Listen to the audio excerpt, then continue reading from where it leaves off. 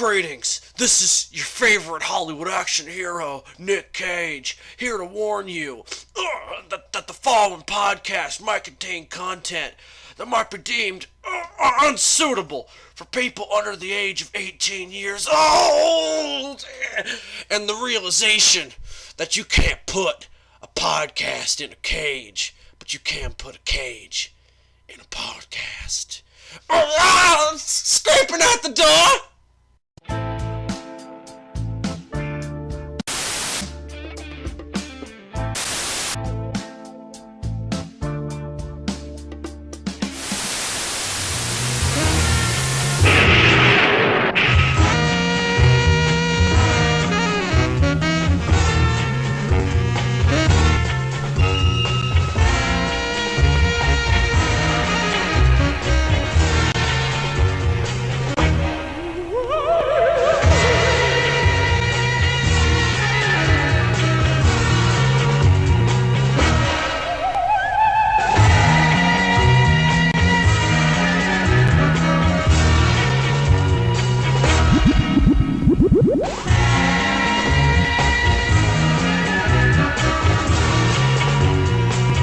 Diabetes.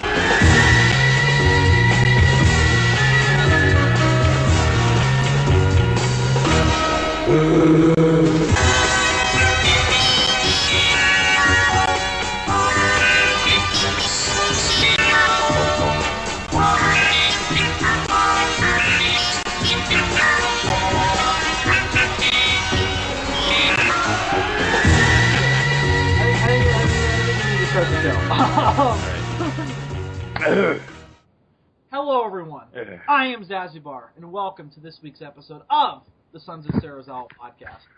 Joining me this week in a shocking turn of events, I do not have one of the SOS members with me. What? Hang on, everybody quiet, let's give them a moment to figure out who it is. Have you guessed it yet? Alright, I'll give you another second. Yeah, it's fucking David. Of course it's fucking David. Joining me this week, as almost always, I have Adam Noyce. Dylan McCandless. Grunt. I don't have an And Andres Perez, a.k.a. Kaiju Noir. Thank you. You're welcome. Kiss you guys. Oh, wait a second. What's that from? It's from fucking movie, you know?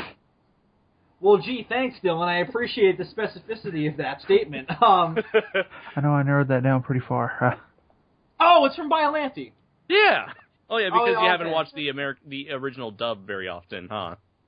No, I don't watch the crappy Japanese version. Right. LOL. Hashtag swag. Shots fired. 420 Shots Blaze. fired. 360 no scope. Smoke weed every day. Smoke weed every day. Damn, son. We've talked about this We before. have Get ready for the incendiary hate comments. Well, they can blow me because that version is nearly incomprehensible. I know. I'm certainly going to bring that up in my review. I'd rather listen to a consistent, somewhat crappy English dub than an inconsistent, incomprehensible Japanese version. Maybe it's just because I grew up in a tourist-reliant area that I can really understand bad English. So it never really bugged me. Yeah. Well, I think part of it was also, again, we've talked about except for no. Dr. Shirogami's didn't bug me as much as there's a scene where the Saradian dictator there turns around his chest and he says, "We must stop the Godzillas and prevent the Japan." Yeah, and prevent the Japan, where I Japan. actually facepalmed.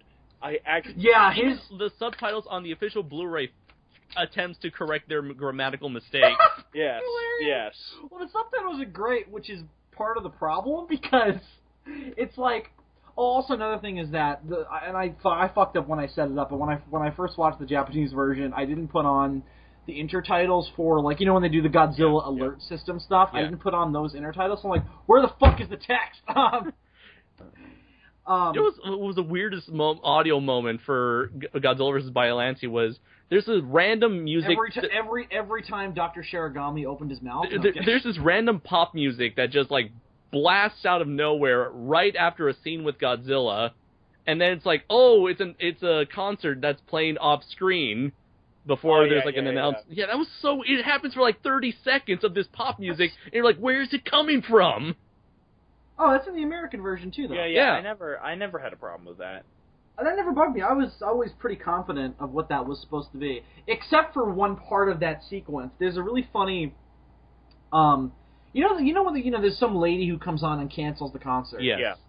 And she's like, "Oh, everybody, you need to evacuate. The Godzilla's coming. Please follow the marshal's instructions on how to evacuate." Uh-huh.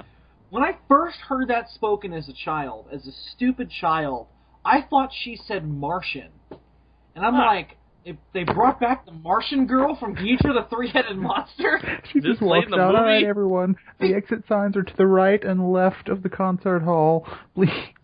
Yeah. I am a Martian. She's wearing her fucking, like, that coat and the hat that she wore when she was, like, fucking preaching to the masses. Well, because she served that purpose in the original Ghidorah to a certain extent, because she was always like, everybody must leave now. Or you will all die. Exactly. So... I heard Marsh something, and I thought, oh, Martian! That character is back. Because, I was at a certain point where, I don't know if you guys ever remember how you interpreted movie continuity when you were really young? Yeah, I used to think that was all in the same continuity. Remember. I didn't always.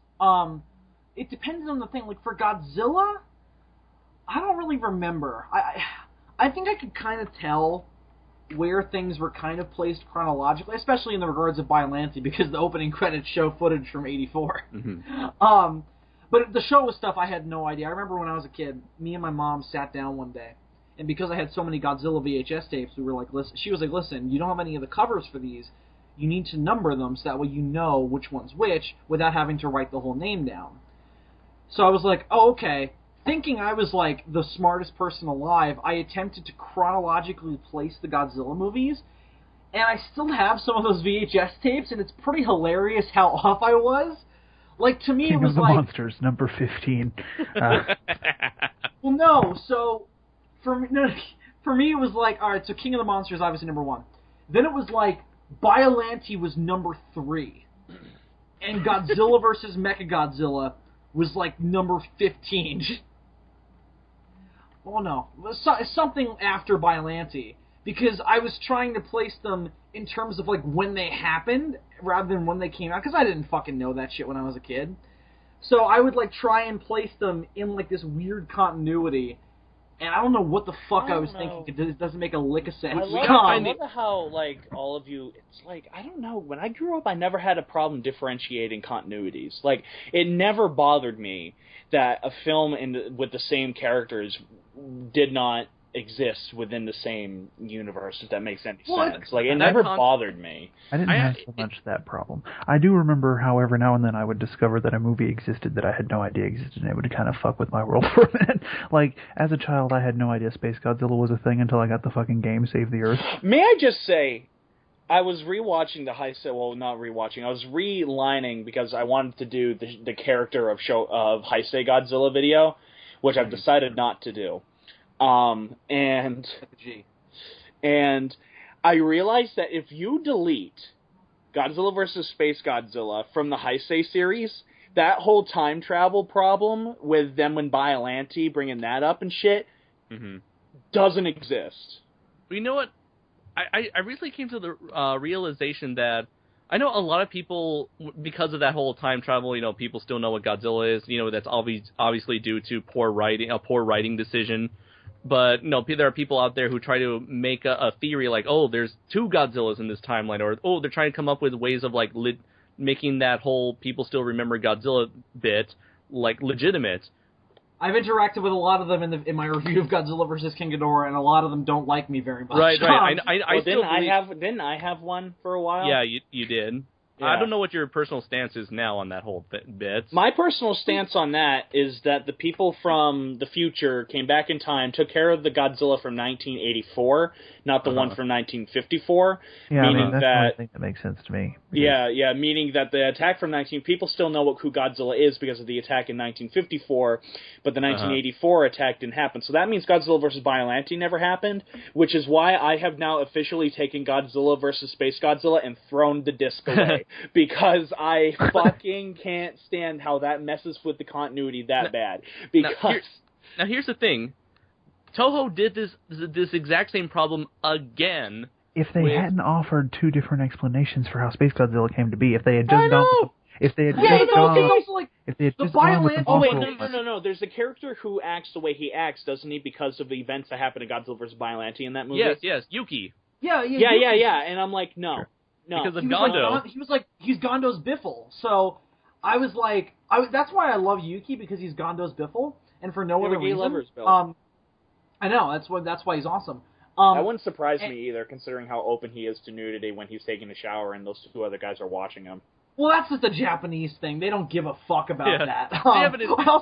No, but the way they're looking at him is the thing that makes it seem a little gay, because like they're just staring at him like, ain't that something? Yeah, them cultural differences or something. I still remember when me and Bill were doing the fucking DBZ movie reviews, and in one of the movies, fucking Goku takes Gohan underwater, and they're both naked, and he's like tickling him and shit, and I'm like, it's not okay. Is that Tree of Life? Tree of Might, whatever it's called? I think so. I think the Tree of Life is a children's novel. I don't think it's a Dragon Ball Z movie. But anyways, the point that I was saying is that take Godzilla vs. Space Godzilla out of the Heisei continuity, and you are perfect. The continuity lines up so much better. And here's the other problem I have with Space Godzilla I've discovered, is that even if you delete it, it doesn't affect Godzilla vs. Destroyer whatsoever. No, it doesn't. It feels more like filler, really, in compared to how the story progresses in every other Heisei film. Which makes me hate the movie even more, and I'm going to fucking say it right now. Let it be known that I hate Godzilla vs. Space Godzilla now more than I hate Godzilla's Revenge. Adam, Patrick Galvin is going to stab you through the internet now, right? And Patrick Galvin and Jose Garcia. Patrick Galvin and I have a very interesting relationship. We love each other, but we hate each other. Actually, throwing knives at each other. If I may just make he doesn't like Megalon. They recently, Patrick Galvin, Andrew Blyce, and Frazina recently did a chat on reviewing all of the major Godzilla suits, all the Godzilla suits, even fan suits. Yeah, even the fan suits, and it is a very interesting chat to listen to. And I also want to actually say how happy that makes me that Toho Nation has now branched out even more. Yeah. That it has brought together a whole other group of geeks, and now they've become friends, just like how we kind of started out. And oh no, I love that. Yeah, it makes me very happy. What's really flattering is how, Bill, you know how throughout the San Diego trip, you and I were just making references to JonTron videos, and that was pretty much the whole trip. Yeah. And I noticed that with their chat, they would often bring up like jokes related to our podcast, like mostly related to you and David. And I find that I know. I've contacted my lawyers. I find it incredibly flattering that now I guess we have some sort of an influence, as narcissistic as that may sound. I find it funny how they would apologize to me. In a couple parts, we're like, Adam, I know you love the suit. I'm so sorry, but I just fucking hate it. And I'm like, yeah, they did that. They did that for 62 Godzilla. And I'm like, I don't care. It's like, it's your opinion. I don't care. It's just flattering that. And sometimes, funny enough, they would use my opinions to validate their own. It's like, oh, and I agree with what Andres said in that it looks more like a bear. I was like, oh, that's cool. Well, look at you, motherfucker. I just remember. What a fucking medal! They're talking about the 2004 suit. The 2004 Godzilla suit. I remember saying, I don't remember saying. I know I hate it, and I still hate it, but I'm indifferent at this point. But I remember. I don't remember saying its head looks like an alligator, but I remember distinctly thinking in hindsight that it looked like a rat. Yeah, I agree with that statement too. Yeah. I'm looking at it right now. I can definitely see the rat. Right. I can definitely see the rat. By the way, don't you guys? I just realized this is gonna sound like a really stupid observation. I just noticed that Godzilla has spines. No, what? I knew that. That's like saying cheese is good on pizza. You just shook the foundations of the Godzilla fan community. That's not as universally. Just rock the world of science as we know it. Hula hoops may no longer be swung. Pseudoscience will never be the same again. The observation I had is that on all of the Godzilla DVDs that I own, Godzilla's head is on the side of the box, except for 2014. And that is kind of cool because I can see the progression of his design throughout time. I just realized that's the case with my DVD collection because of all those Toho Masterworks. Yeah, it's not universally true, but by and large. And on King Kong vs. Godzilla, it's King Kong because that was released in a double pack with King Kong Escapes. From the King Kong. Wait, have you seen King Kong Escapes yet, Bill? I mean, I've seen it many times. Oh, I'm sorry. Oh, yeah, that's right. I don't know. For some reason, I was thinking that you hadn't seen it yet. I don't know. No, I was actually just about to bring King Kong Escapes up a couple minutes ago when we were talking about not understanding continuity or learning a movie exists and that rocking your world. King Kong Escapes was that for me. That movie's existence rocked my fucking world when I found out about it. I remember specifically my dad being like, "Yeah, Adam, I remember watching this movie because my father and I were watching King Kong vs. Godzilla when I was really younger." And he was like, "Oh, Adam, if you love this, there was this movie where he fought like a mechanical version of himself." And unfortunately, I didn't watch that until it was released on DVD, King Kong Escapes. And I built like my own version of the movie in my head based on my father's comments. Mm-hmm. And when it came out, I was so let down. Yeah, I remember. It's weird. I had a similar experience. Because the majority of the movie's plot revolves around Doctor Who trying to use King Kong for a mind operation. Sorry. First off, Doctor Who is amazing in that movie. He's the greatest thing ever, and I will have his babies, even though he's probably dead, so sad face. But anyway, so I had a similar experience because my mom, I saw the name King Kong Escapes on the TV guide one day, and I was like, "Oh, Mom, a King Kong movie, what's that about?" And she basically told me, "Oh, it's about King Kong fighting a robot version of himself," but she didn't tell me that it was a Toho Kong movie. I mean, she probably didn't even understand the difference. I didn't know the name. It was a Toho Kong movie until it came out on DVD. So I thought it was a sequel to King Kong Lives. And in my head, I built this image of this weird stop motion Terminator Kong. He died at the end of King Kong Lives. He died at the end of 76. Yeah, but too. he died. No, Dylan, he died way more thing. Conclusively in King Kong Lives. He got gunned down. Maybe. But his heart stopped. We're going to debate about this because fuck you. I was like 6. So I remember hearing that. I had this weird image in my head of this weird creepy skeletal robotic Kong, and then I realized why I had that image in my head. Because I remember I was a big fan of Godzilla the series as a kid, and if you remember, Zilla Jr. fought a character called Robo Yeti. And guess what Robo Yeti looked like? He was a skeletal gorilla-looking robot. And then I realized that my life came full circle. And I could die right there. I've decided to live on, though, because, I got shit to do later, but I just thought that was really meta. Anyway, so, I don't know how we started getting on this, but I'm glad we did. I just... Movies that rocked our world. Andres, you're the only person. Uh-huh. I don't think you've ever talked about this. What's everybody's take on King Kong Escapes in this conversation? Adam, I know you and I have talked about it before. Yeah. And we both kind of agree it's kind of a piece of shit. Yeah. Last time I watched it, I think I enjoyed it for the most part. It's just a fun movie. Kind of I see King Kong Escapes in the same way I see Godzilla vs. the Sea Monster, in that they're both just fun movies to just play on. I agree with Andres. Yeah, I agree with Andres. I mean, it's a bad movie, but it's fun. Just have a fun time. Yeah. It's it's not gonna rock your world, but it's just that was entertaining. Well, no. The problem I have with King Kong Escapes is that there's no enthusiasm in anything in that movie except in Doctor Who. Because Shirohana didn't want to direct it, none of the actors wanted to be in it. There's just no enthusiasm whatsoever. It's not like Godzilla versus the Sea Monster where there's some energetic performances because they're like, fuck yeah, let's have fun with this. It was the one moment when That's Toho true. was like, you guys, this is kind of stupid what we're doing. I mean, Akira Takarada is significantly cooler in Sea Monster than he is in He is badass in that movie. By the way, Sea Monster is a drastically superior movie to King Kong Escapes, in my opinion. Like I mentioned, it's been a long time since I've watched King Kong Escapes. I should probably check it out like tomorrow or whatever, just to get a new updated opinion on it. I just remember enjoying it. It's just a very bizarre movie. I remember when watching it thinking, what the hell am I watching? And not in the same way as something like Hedorah, where the bizarreness sort of transcends the film itself and becomes an entity in and of itself. No, it's not just, really that. It's just bizarre and this is a really weird idea for a movie, and most of it revolves around this mining operation that Doctor Who's for Element X. Yeah. It's not even that much. Why did the robot have to be in the shape of Kong? There's so many questions. People don't know about Kong yet.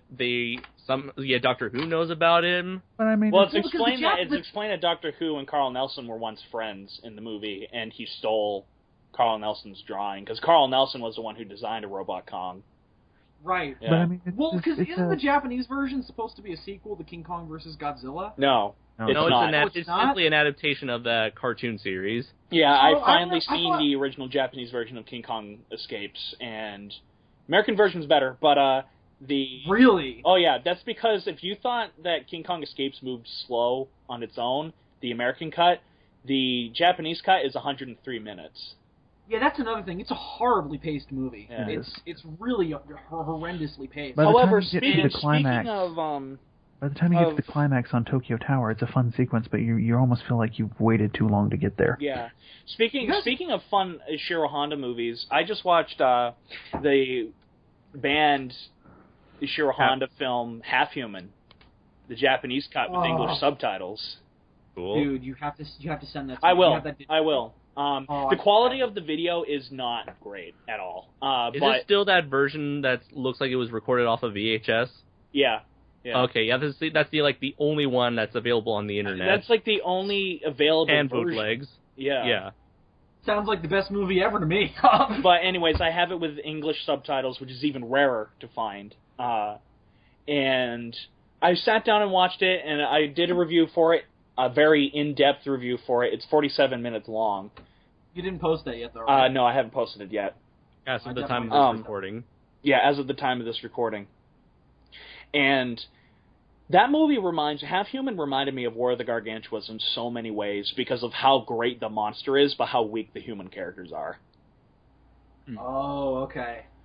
The monster, Bigfoot, in that movie, is by far the greatest character in that movie. Okay. Now, everything with Bigfoot in that film is beyond wonderful, and I mean that. From the bottom They call it Bigfoot? No, they called it the snowman, I think. Oh, Or no, they just called it the creature.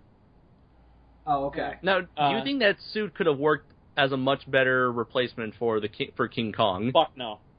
Really? No, that design looks nothing like King Kong. Yeah, no. Well, here's the problem. It looks much better. Here's the thing that's really cool about the half-human thing is that the lower part of its face is a mask, but the entire upper half isn't. So, there's eyebrows moving, and it's really the actor's eyes moving around and stuff like that. So there's some great stuff there with him. However, the entire suit of the half-human, or of the snowman, the problem is there are some scenes where you can clearly see the zipper going up its back. And at least in the King Kong suit, they realized that we can't do that with goat fur and stuff like that, so they sewed it. Because I just shared a link. I just shared a link right here. I guess somebody photographed Godzilla with the half-human suit, and I was like, you know what? I don't know. Maybe this could have worked out much better than the suits we got. No. For Godzilla. I personally don't think so. I think if King Kong in King Kong versus Godzilla, look at those titties. I think if he had looked more like the way he looked in King Kong Escapes, it would have been ideal. Well, here's the thing. Look how erect those nipples are. Jesus Christ. Bill, I love how that's what you go to. I seriously love. Well, that's the first thing I noticed when I look at the picture. I was like, damn, they're like fucking bullets. Holy shit. But here's the other thing with the half-human. Like, he doesn't think, what's that thing fighting Godzilla? He's like, look at those nipples, Jesus. I've seen this picture before. Yeah, me too. The half-human costume itself, I've seen a lot worse in Bigfoot movies than what I saw in that. I really recommend watching the film. Adam, you ever see the sci-fi original movie Sasquatch Mountain? Yes, of course I have. With Lance Henriksen? Yeah, of course. The Bigfoots in that movie are hilarious. Yes, they are. Because they absolutely refuse to show the face, because they probably couldn't afford face makeup or a mask. Yeah. So all the Bigfoot is, it's like, you know those, like, that grass camo that fucking snipers wear? Yes, yeah. It looks like that. It's called a ghillie suit.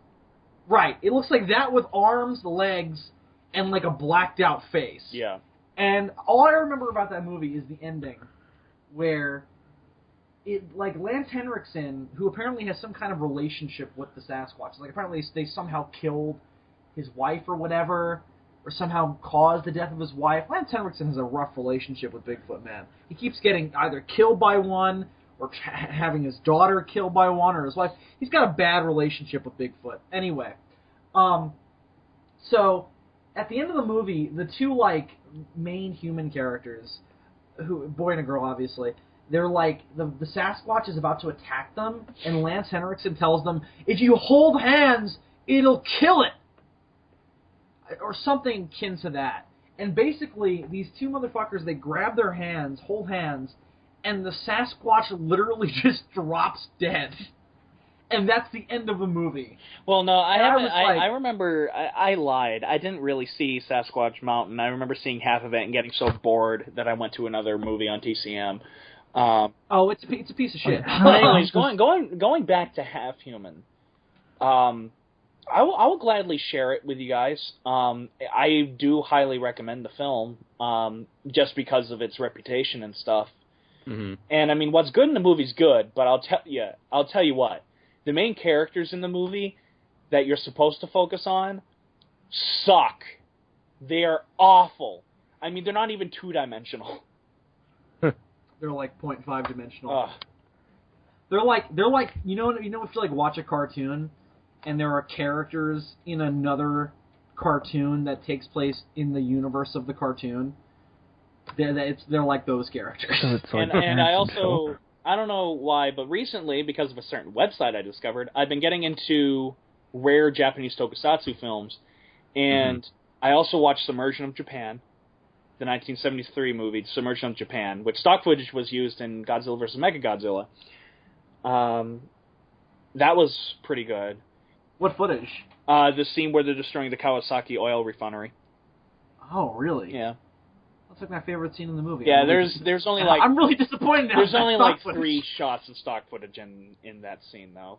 Oh, okay. And it pisses me off because there's some stock footage that... You know in Return of Godzilla, where Godzilla... Or that mountain explodes? Oh, the volcano? Yeah, the volcano explodes at the beginning of the film. Oh, yeah, in the opening credits. That's stock footage from Submersion of Japan. Wait, are you talking about the opening credits or during the boat scene? The boat scene. Oh, okay, when the island lifts up. When the island lifts up, that's stock footage from Submersion of Japan, which makes me hate that movie even more. Return of Godzilla. Oh. Because I'm like, they're using special effects from both 10 and 11 years ago. By the way, the American version of Godzilla 84 doesn't have many things over the original, but one of the things that it does have is the ending narration. Is Raymond Burr. Okay, fine, all those things, and way cooler opening credits. Oh, God, yes. Oh, yeah. 84 opens, the Return of Godzilla opens with, like, this volcano, and then there's a bunch of, like, text and shit, and then there's the name Godzilla, because the original version is called Godzilla. And then it just cuts to the boat scene. And the American version has, like, badass fire credits, where, like, the fire burns the screen to spell Godzilla. That is, like, 8 different kinds of badass. That is awesome. But anyway, Submersion of Japan was really good, and the destruction scenes are fucking amazing. However, I also watched another banned Toho movie. Well, not banned, but pulled from distribution Toho movie. I watched the original Japanese cut with English subtitles to Prophecies of Nostradamus. That was a piece of shit. I was so let down by that movie because I was looking for that. I've been looking for that movie for like 5 years, and I finally was like, oh, and it was awful. It was just awful. What was so bad about it? If you thought Godzilla vs. Hedorah was in your face, oh, in terms of the message, yeah, in terms of the message, even more. Like, does Captain Planet show up? Is it that bad? I mean, and the thing is that none of the characters are likable because they're all assholes towards everybody and everything. And every problem I have with an environmental movie in general is, one, I don't really believe in the message completely. Yes, I believe in the message, but not like the movies usually depict. And then the other thing is, they always say, oh, we have to change and everything, but they never tell us how. They just say we have to change. Like, how the fuck can we change if we don't know how to change? Hey, come back, omniscient narrator. We need to know how. Because they don't fucking know. They pretend that they have the fucking answers, and they're just like, figure it out on your own. I'm going home. At least Dr. Yamane told us how to stop making Godzillas be born. Stop nuking. He gave us very specific instructions. See, that's what I like about fucking Klaatu from Day the Earth Stood Still. Pretty cut and dry. Don't fuck with the other planets. It's also interesting to note that I found out on Prophecies of Nostradamus, it's very famous for using all that stock footage from the last war. I found out why it did. It was because that was the most expensive movie Toho was making that year, Prophecies of Nostradamus. And they were using all of the Toho sound stages. All of them. It was 1974. 1974. Right? Like, even Godzilla was put on hold. Godzilla vs. Mechagodzilla was put on hold for 2 weeks because they were using all the sets. And what happened was an explosion went off when it wasn't supposed to on one of the sound stages, and it burnt the sound stage to the ground.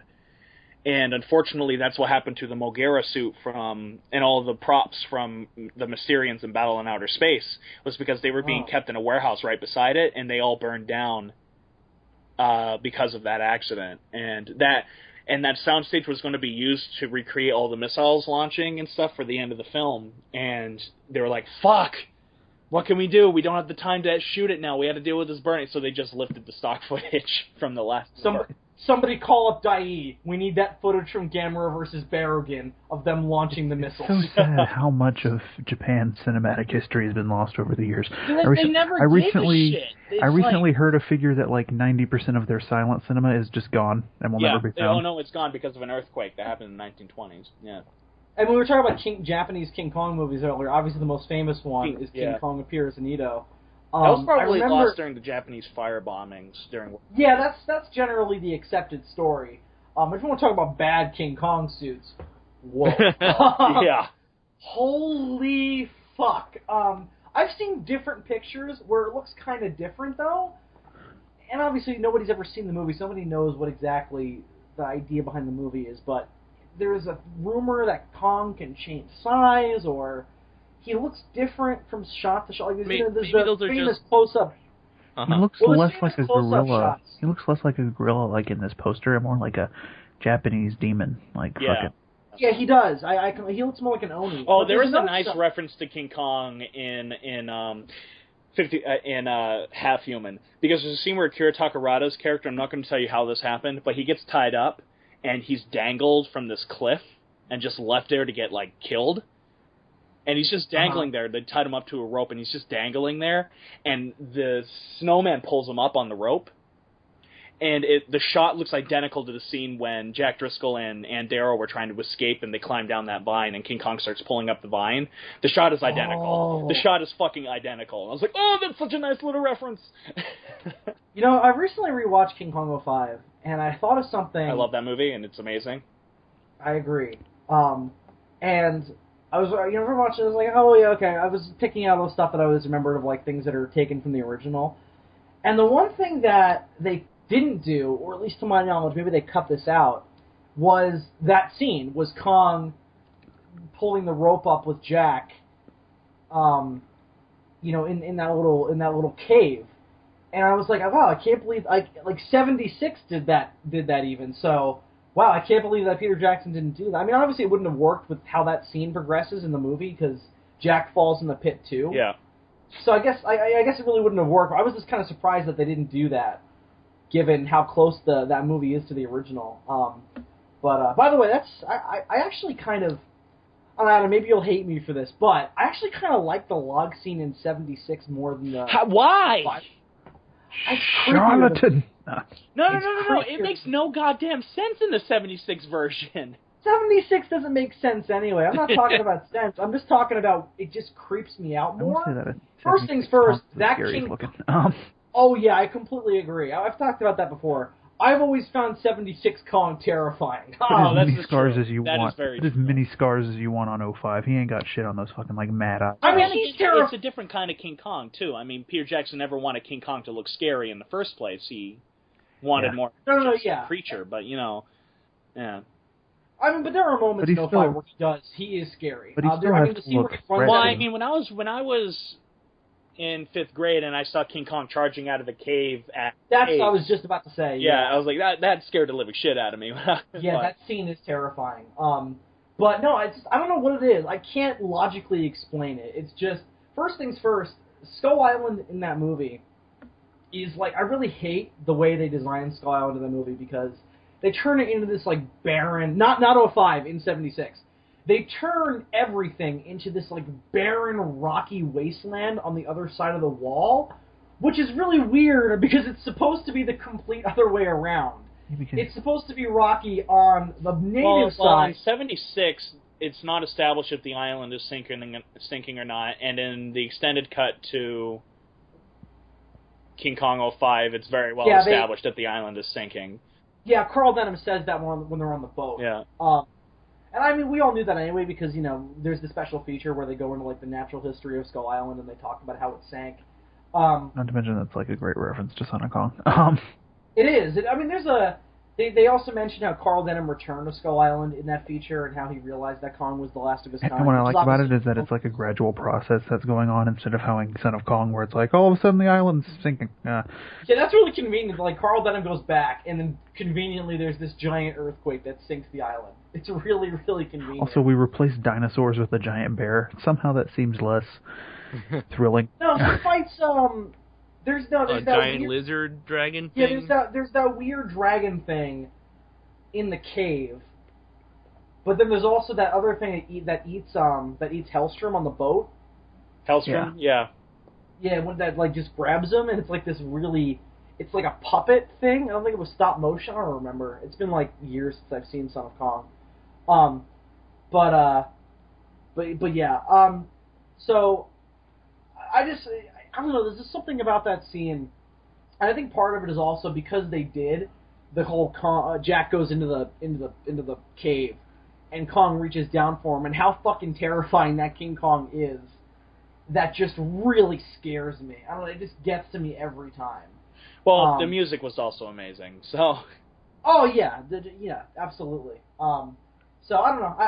I love that sequence. I don't know. It's also just like of all the sequences in that movie that use the kind of barren, rocky landscape of Skull Island that I don't like, that sequence where they're on the log kind of worked for me because it just looked creepier to me. Where there's just nothing around them, rock and dead trees, and they're going across this log, and then Kong just appears out of nowhere. Also just doesn't make sense for the island to be barren and rocky because it's supposed to be supporting a giant animal.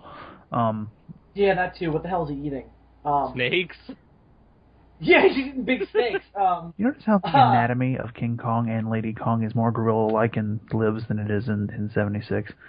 Like, you can kind of pick out more, like... Yeah, the design is completely different. Yeah, it's much more like actual... It looks more like an actual gorilla. It's one of the few things in favor of Lives that I can say. They fuck up the roars. Here's the thing. Oh yeah, big time. Well, here's the thing that I've always admired about 05 and even 33 hints at this, is that there's always a constant battle of who's dominant, the T-Rexes or Kong.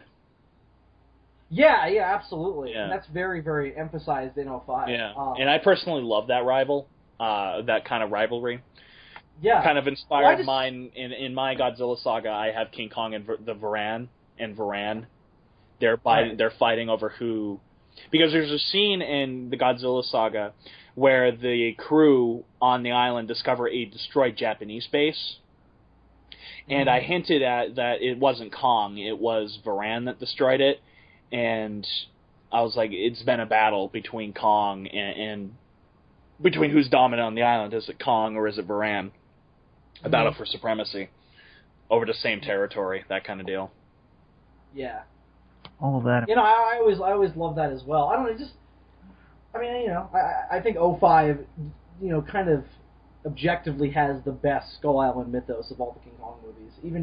33 doesn't really get into it, in a way that 05 does. I mean, even going so far as to design the dinosaurs so that it's not a T-Rex, it's an evolved T-Rex, a V-Rex as they call it, which, they never state in the movie because they don't have anybody to spout that exposition.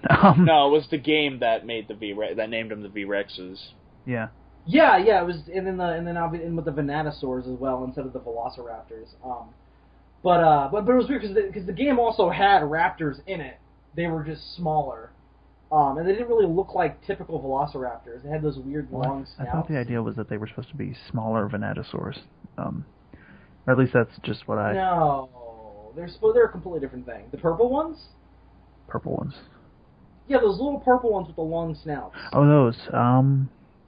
Yeah, no, those are just supposed to be... They're something else. They don't call them raptors, but I just assumed they were just supposed to be raptors. And, the weirdest thing was, those creatures that look like pteranodons or pterosaurs are actually turned out to be evolved naked mole rats. Are you talking about the Pteropus mordax? Yeah. The big bats? Yeah. They're more like bats, yeah. Yeah, but it's supposedly, according to, the, whatever expanded universe, they evolved from naked mole rats. Well, so you notice they don't have bad ears, It's right. Yeah, they're really... Makes sense. I guess it kind of makes sense. Well, it's really weird, the mix of different types of prehistoric creatures that are on that version of Skull Island. I just wish they could You have dinosaurs, but then you also have the Moa birds, because there's a deleted scene from Kong 05 where there's a Moa bird that Lumpy accidentally shoots. Everybody thinks it's Ant. It's a great scene. Oh, that is a great scene. Yeah. I wish they would have left it in the movie. It's a great scene. Where first off, it was a practical effect too. Yeah, it was fantastic. And Lumpy just shoots into the woods, and it's intercut with Anne running towards them. Well, no. Shot I'm glad they didn't have it in the theatrical cut, because in the theatrical cut it would make no sense, because that scene comes up right after the scene in the bog on the extended cut, and that scene is very traumatic for Lumpy. And right. In the theatrical version, it would have been a while after the Brontosaurus scene, because that was completely cut out of the whole scene in the bog was cut out of the theatrical version. So yeah, I'm kind of glad about that. I love the bog scene. I love it. Really? I don't know. Because I love what Carl Denham does in that scene. That's okay. Yeah, his character in that scene is great, but the stuff underwater. That bugged me. Oh, that was so Peter. Are you talking about the one with the piranodon, the sea serpent creature? Yeah. Yeah. When they're underwater, it looks so bad. No, it doesn't look bad to me. Well, it does look bad, but it doesn't look bad to me as much as it does dated, because back then it was top notch. But yeah, that's the thing. But here's the thing. Here's the thing that bugged me about it was that it just lasted. It lasted 10. Yeah. It just lasted too long. Yeah, it is a way too long sequence. And also, how the fuck is Jack able to hold his breath for that long? Yeah. He's underwater for 5 minutes. It's insane. And he shows no signs of having problems holding his breath. And Adam, those cases that Jack and that other guy are holding? Yes. Are those supposed to be gas bombs? What the hell are they supposed to be? That was film. Oh, it was film. Okay. Wait, the ones that Jack and Preston were holding? No, because Preston was holding the camera. Well, no, yeah, those are supposed to be gas bombs and ammunition. I apologize. Oh, okay. Yeah, those are supposed to be gas bomb and ammunition, and that's why it sank. Right. Okay, I thought so. Because it looked like the cases from the original. Anyway. So yeah, I forget why I brought up 05 now. Oh well, good movie. Basically, where I come favorite down. Movie. Yes. I feel like you were building up to a point. Yeah, I feel like I made it though. The thing I wanted to bring up, I already brought up with Jack. Where they don't do the scene with Jack and Kong. Oh right. In the pit. So that was basically all I was building to. Oh. Okay. But yeah, I fucking I fucking love that actor who plays Englehorn. He needs to be in more things. Thomas Kretschko, man. Yeah. I was super depressed he died so quickly in Age Oh, of that Ultron. was It died off that screen. pissed me off so much. Yeah, I mean, listen, I don't like that character, so, from the comics anyway, so I wasn't, like, pissed, like, oh, they killed off Baron von Strucker off screen. I was like, I like that guy playing him. I didn't realize that was the same guy. Of course, I was watching it pixelated, but...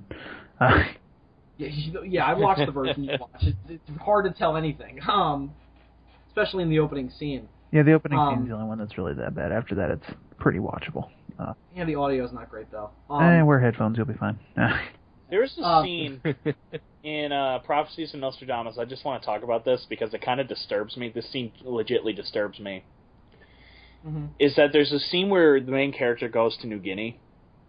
Mm-hmm. And this was actually cut out of the Japanese version after it was released because people thought it too disturbing. Mm-hmm. They're attacked by all these bats and these animals, right? And a guy gets a leech on him, like a mutated leech, and it, like, bites him. Mm-hmm. And he goes insane because of it. Mm-hmm. And all of a sudden they hear, like, what sounds like these monkeys in the trees. It's a very eerie scene, very well done. One of the few scenes in the movie that is really, really well done. And they go outside, and almost like the scene in Son of Godzilla where they hear the giant mantis and they all go running outside with their guns pointing. Oh yeah, that seems It's kind of like that, except a lot more eerie and atmospheric. Mm-hmm. And then all of a sudden, the main character says, "Hold on, I left something in the tent." And he goes back in the tent, and suddenly you see these 3 natives on this guy, on the guy that was bitten by the leech, eating him. Oh, what? And they turn and look at the main character, and they have, like, all these, like, horrible burns and shit on their face, radiation burns. And they get attacked by these cannibals. Oh, and so they manage to fight them off, right? And then they go into the caves, because the reason why they're in New Guinea is because the first expedition that's set up at the beginning of the film disappeared. Oh. Because they were investigating radiation levels in New Guinea. And so they go into the cave, and they find what remains of the crew. Horribly disfigured, right? And they're just staring, right? I'm going to send you guys a screenshot of what they look like. Oh, man. Once I'm done describing the sequence. But they go in there and they see them. They're trying to communicate with them, and they're just staring. And one of the doctors goes, "It's me. It's your brother. Can't you see?" And he pulls down on his arm, and his arm comes off, or like a huge chunk of his flesh comes off. And I can see why this movie was banned. and I'm like, oh god. That is fucking disturbing. The movie. I thought I'd seen it. The movie it has its very disturbing moments. Does it look good? Yes. Like, fact-wise? Oh, man. That's even worse. If it looked bad, it would be funny, but no. I had to go and do good practical effects, the bastards. How dare they excel at their craft? Fucking pieces of shit. Another thing I just thought about Congo 5 in relation to the video game. Isn't that really bizarre that they cut the insect pit scene out of the game? Yeah, I was like, that was the one scene I was really, like, hyped for, and I was like, ugh, damn it. Well, I played the game weeks before I saw the movie, because it came out before the movie did. And I remember my mom was joking, like, oh, you don't need to see the movie now, so why are we going to pay to see the movie when you already know it, like, back and forth because you beat the game so That many always times? annoys me when somebody says that. Well, it's also the game is nothing like the movie. No, it's very In fact, different. Well, even if in many like- cases, they would often try to expand upon the movie. Yeah, the progression is completely different. I kind of wish those crabs that you have to shoot when you first get to the island, I wish they were in the fucking movie. Are they in the fucking movie? I don't think they are. The crabs, no. No. None of the stuff you fight. They were all the creatures were designed to be in King Kong, but just weren't used. Mm. Yeah, exactly. Oh man, that's fucking creepy. What That's is that? fucking creepy. That's from Prophecies of Nostradamus. He looks like Tom Savini. I just remember, like, actually jumping yesterday when I was watching it when all of them just turn, and when he goes into the tent and you see that they're eating him, and I'm like, ah! Oh, that is terrifying. But why do you guys think they cut it out of the game though? Like, what was their reasoning? Because, like, it seems like designed for a good video game level, like just waves and waves of enemies. Are there levels like that in the Kong video game where it's again like a survival type of level? I mean, that's the whole game, yeah. Pretty much. Yeah, but like, it's all survival. From what I remember from the game, isn't there like with King Kong, Peter Jackson's King Kong, the official game of the movie, isn't there like some... Just so you don't get it confused with any other game that has the name Kong in it. Isn't there some sort of like, you have to get from point A to point B throughout most of the game, or is that not the case? Yeah, so I guess the whole idea is like, we also like, because the movie plays it differently where they get trapped in there, and then Englehorn and everybody has right, so I'm wondering from There's a gameplay perspective, how would you... and grass burning involved. Well, I mean, because the pit also functions differently in the game. Because there's like a river at the bottom of it, and Jack swims through it and goes and meets up with Hayes and everybody. Also, I just realized Preston dies in the game. Yes, he does. Yes, very early on in the game. Yeah. He gets eaten by the V-Rex, right? Well, yeah, that's what's referenced. No, it was the Velociraptors, because Jimmy says all of them are dead, and that's why he was being attacked by the Velociraptors. Oh, right, I remember now, yeah, because Jimmy was with them, and Jimmy was, he and Jimmy were like the only two to survive the V-Rex attack. Yeah, that game is awesome. But, if you ever try to go back and play it again now, like on a new TV, the frame rate is atrocious. I played it last year. It looked fine to me. Really? Yeah. Yeah, I'm gonna play that again soon too, since I hooked up my PlayStation 2. I don't know. I mean, it looked all right. It looked all right, but it was a little blurry in places, and especially like if you try to get close up on any of the models. Oh God, yeah. Obviously those are gonna look every now and then when you zoom in on, like every now and then when you're playing the game and you're standing there trying to figure out what to do, and you just like zoom in on Anne's titties for a minute, it looks really bad. Well, I never did that. I did. All right, you zoom in on Hayes' crotch, whatever the fuck you do, Adam. Yes, actually. Hayes' death scene is unintentionally hilarious. Oh my God, it totally is. First off, the thing that always bugged me about it was not how like sudden it was, but more of where the hell did he get the Tommy gun? Yeah, he just pulls it out of nowhere, and you don't know where he was hiding it. You don't want to know. It is just the funniest fucking. You see his pockets actually larger on the inside. And then Kong literally just puts his fucking fist down and just crushes him. No. He gets crushed by the V-Rex. The V-Rex steps on him. Oh, that's right. Yeah, he just like rolls over. I guess given the logic of the game, since Englehorn is able to drop unlimited crates full of guns onto this island, I guess he got it from one of those. Well, there are less people that they send over the wall. Yeah, that's true. So I'm assuming that if we're going to assume that he has the same amount of guns that he does in the movie, there's more to go around. Because he only sends, like 8 people? Yeah. And a lot of them die before the game even really gets going. So, there's only, 3 people who really use the guns throughout the game. So, I think it makes sense. Because in the movie, they send, fucking 25 people over the wall. Because they need people they can use as cannon fodder, for the dinosaurs to kill. Yeah. And you see that a lot in the scenes they cut out. Like there's that scene with the Triceratops looking thing that runs around and just batters into people. Oh, the Styracosaur. Yeah. And you just see like 5 or 6 sailors just get taken out in succession. You're like, how many people did they send over this wall? Yeah. That was actually a legit fear. They actually did the math. According to the special features, they actually did the math because there's this hilarious part of the 3-hour documentary they make of the movie where they have this chart up on this whiteboard as to who gets killed when, and they cross out their stick figures of them, and they just cross them out whenever they read that somebody dies in the script because they wanted to make sure that the math worked out, and it did. And I was like, that is so fucking funny. Well, thank God for that, because I was just watching it like, Jesus Christ, how many people are on this boat? Yeah, there's one point when Peter Jackson goes, yeah, we're just afraid that there won't be anybody left to man the ship. Well, because then I remember, there's that line in the original where there's that fucking dock manager, and he's just like, too few, too many, I don't know where they're going to have room to sleep. Yeah. So I guess we're supposed to assume that that's the case. Because you got to have enough people to get Kong back to New York.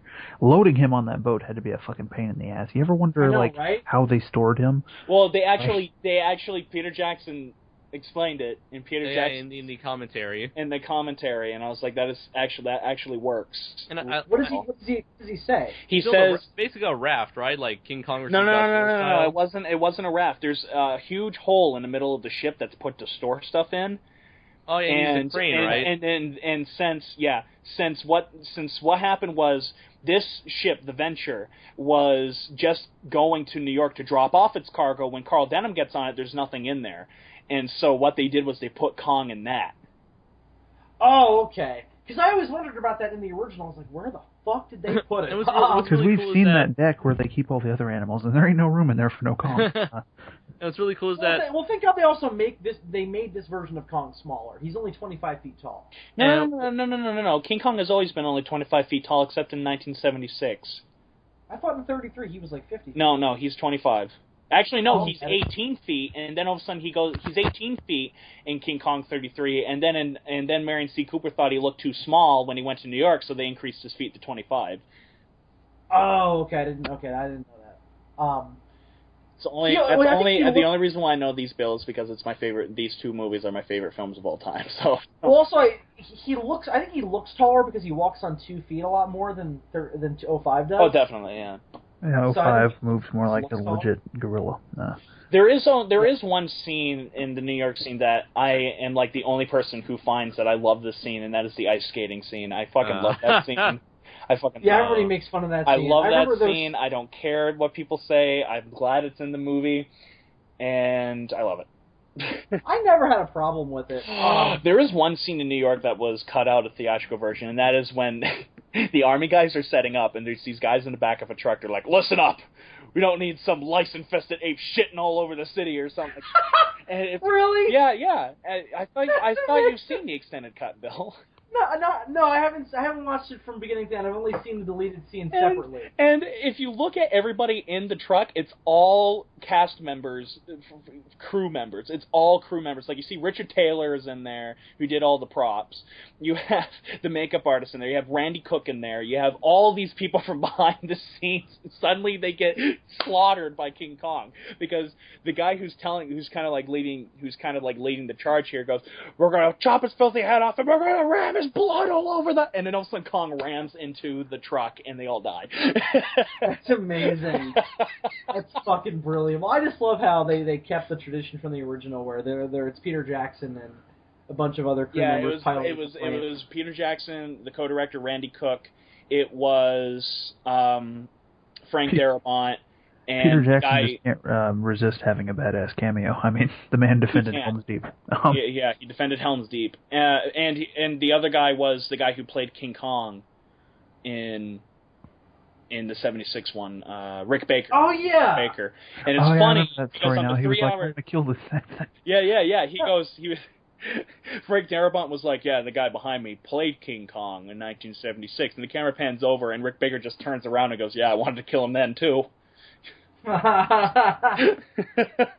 No, Peter Cullen is the one who probably wants to murder King Kong because holy shit, he got fucked up on that movie.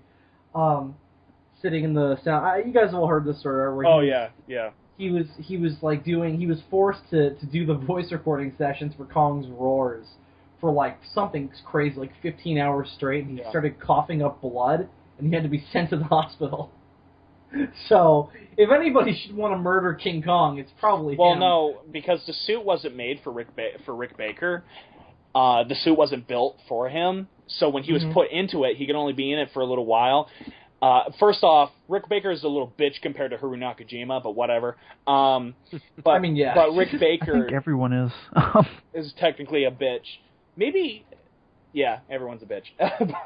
With the possible exception... No. With the possible exception of the guy who played Captain America in the 1990 movie wearing that fucking, that, like, latex suit in, like, the blistering heat outside. The person who had to wear that fucking complex-as-shit Ghidorah suit, that was apparently a nightmare. Oh, he said, yeah, the guy, the wrestler who played him, said he only had, like, a metal pole to hang on to, and he was hunched over, and he couldn't move his arms for balance, so he'd fall over, and then the heads would always get tangled together. Also, you gotta imagine that being a Mothra larvae would be a really strenuous job. That's a suit. I always thought that was a puppet. Yeah, it's a suit. Oh, okay. The big Mothra herself, though. That's a puppet. That's a puppet. Yeah. But somebody is in that fucking larvae doing the worm. Oh, no. The one that would suck even more was the Meganura from Rodan. Those, I don't know how they fucking did that. I don't know. You know what impresses me? There's a couple of guys in there, wasn't there? Yeah. You know what impressed me, actually, was the suit Jiger from Gamera vs. Jiger, because they didn't have Jiger on his knees for his back legs. And I was like, how the fuck did they do that? Yeah, I was so amazed at that when I watched that. That was cool. I was like, wow, they actually managed to outdo Toho in one aspect of suit design, which and is I weird found out how they did that. Which is weird to say because the Gamera suits are not known for being that great. Right. I found out how they did that, and that was that they just made his body thick enough that he could literally be like hunched over and shit in there, and just walk on his. Yeah. So he's like walking like a gorilla in that thing. Kind of. Yeah. Well, I would imagine what you could do. This is probably really painful. Is you could have him like walk on his hands in the front, and then have like padding in the back, and have his knees kind of fit. But they into didn't the feet. But then where would the rest of his leg go? I don't know. Well, I guess you have to make the legs thicker and like have the whole leg fit in there. Yeah, you'd have to like scrunch it up. Like, you'd have to pull. You'd have to pull some at painful ass Lon Chaney shit where he played a man with no legs, even though he had legs. Well, you do it like John Leguizamo in Spawn when he played Clown. You know, he's not that fucking short. No, fuck that shit. Everyone is a bitch compared to Lon Chaney. Oh, Lon Chaney. I imagine. Lon Chaney went through fucking hell. Like fucking what Phantom he of the Opera, did he's got for fucking Phantom of the hooks Opera, holding his nose back and shit. Like the pain must have been excruciating, and it kind of comes through a little bit in the performance. Well, and even Jack Nicholson, that thing to make him smile, he said that was unbelievably painful to put in to do anything. When he played the Joker. Yeah, when he played the Joker. Yeah. Oh, okay. Jack Nicholson. Because it was a prosthetic that he put in his lips that he would put in his mouth. Jack Nicholson has an amazing smile that probably went a long way to getting him cast as the Joker, but it wasn't that good. It wasn't good. It wasn't good enough. It wasn't that good to have the prosthetics. So yeah, fuck you, Jack Nicholson. They were like, we can. They had to. No. I thought it was Jack Nicholson's idea to do the prosthetic. Yeah, I thought it was. It might have been. I really don't know. He had a lot of power on that set. Because I know Jack Nicholson was definitely... He also fucks them over legally because he still gets Batman royalties. Don't they all? Doesn't Michael Keaton still get Batman? No, but I mean he worked out some kind of deal where he gets royalties. Oh yeah, he gets a lot more. Yeah, he got the best fucking deal of any movie contract I've ever heard. That's why that movie is the way it is. Why it's so Joker focused and has less focus on Batman. I mean, part of it was a choice by Tim Burton, but a lot of it was because when they got Nicholson cast and they had to pay him as much money as they did, they were like, we better fucking get some use out of him. So that's why he has so much screen time. Put him in every scene almost. Which kind of turned out for the best because he has the best lines in the movie. So. That a lot of that came from the fact that they were forced to give him so much screen time, so they had to give him good lines. So it was kind of a double-edged sword. Less Batman, but better Joker. He also lines. kind of has the same ability that Jim Carrey used to save forever later on, in my opinion, is that he can really just carry a movie with his unbridled charisma alone. Oh god, Jim Carrey is amazing in Batman Forever. I don't care what anybody says. And that's what Jack Nicholson did. I love how Bill likes Batman Forever, but doesn't like Batman '89. Yeah, it's so weird. I like Batman Forever it's a never-ending conundrum. a lot more than Batman '89. The logic of this makes zero sense. I just hate the because way... Batman Forever is like the most entertaining movie ever. I just hate the way that in every movie after '89 they feel like they have to write every villain as if they're the Joker. More so with Two-Face in that movie. Two-Face is a clear ripoff. Oh, it's clearly present in the Riddler as well. I mean, to be fair, what else are you going to get when you cast Jim Carrey? But I think he's a little bit more. Well, I think it's a little bit more okay with the Riddler because they were kind of channeling the '60s version. There's a certain amount of lunacy in everything after '89 that's clearly just like, hey, this worked great in '89. We made money. Do it again, with the possible exception of Penguin, who's just like a sadistic bastard. Love Penguin. I don't care what anyone says. He played that stinking city like a harp from hell. Yes. Well, they turned a lot of the. They gave him a lot of the one-liners in Returns as a reaction to how much people love the Joker's one-liners in Batman '89. So there was certainly like they heard the people and why that movie was so successful. So they just did more of that. I don't think any of the actors in that movie are the problem with that movie. Do you think the villains in Batman and Robin are kind of knockoffs of Jack Nicholson Joker? Yeah, I know the entire formula basically is what you do. Of basically, what you do is you take the motivations and basic personality of the Batman villain, and then you spice it up by making them batshit fucking insane in the way that Joker is, like that just loony, almost The Mask kind of, like that kind of a and also that had a lot to do with because Batman Forever was also massively successful. It was one of the biggest movies of... That movie came out in 95, right? 94, 95. Whichever year it came out, and it made a lot of money. So it's kind of weird, because it's almost like the Burton Schumacher Batman movies are cut in half in two respects. Because obviously you have the two directors. It's 95. And you have their it was 95? Yeah. And they had their tones that went along with their version of Batman. But it was also because both of those movies are both super similar to each other, just structurally. So it almost feels like they're two different Batman franchises. You know what I mean? I just feel like I'm missing a movie, like somewhere in the middle, where like Billy D. Williams gets the DNA replacement surgery from James Bond and becomes Tommy Lee Jones. Yeah, he just gets plastic surgery from Diamonds Are Forever. Yeah. Now, if only they could have had like Billy D. Williams just redub all of Tommy Lee Jones's lines from Batman Forever. I don't know if that would help. No, because then you would have... that would be entertaining. You would have Billy D. Williams' voice coming out of the body of Tommy Lee Jones. So it'd be like this really weird, so it's still all the crap that Two-Face is in Batman Forever. And as somebody who likes Batman Forever, I will say that he's crap in that movie. Hey, Batman, why don't you just die?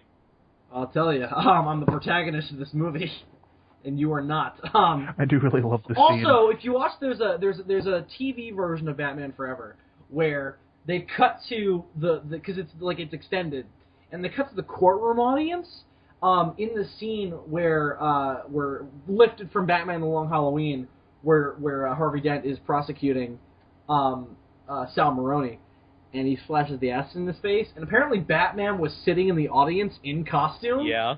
Which is just hilarious.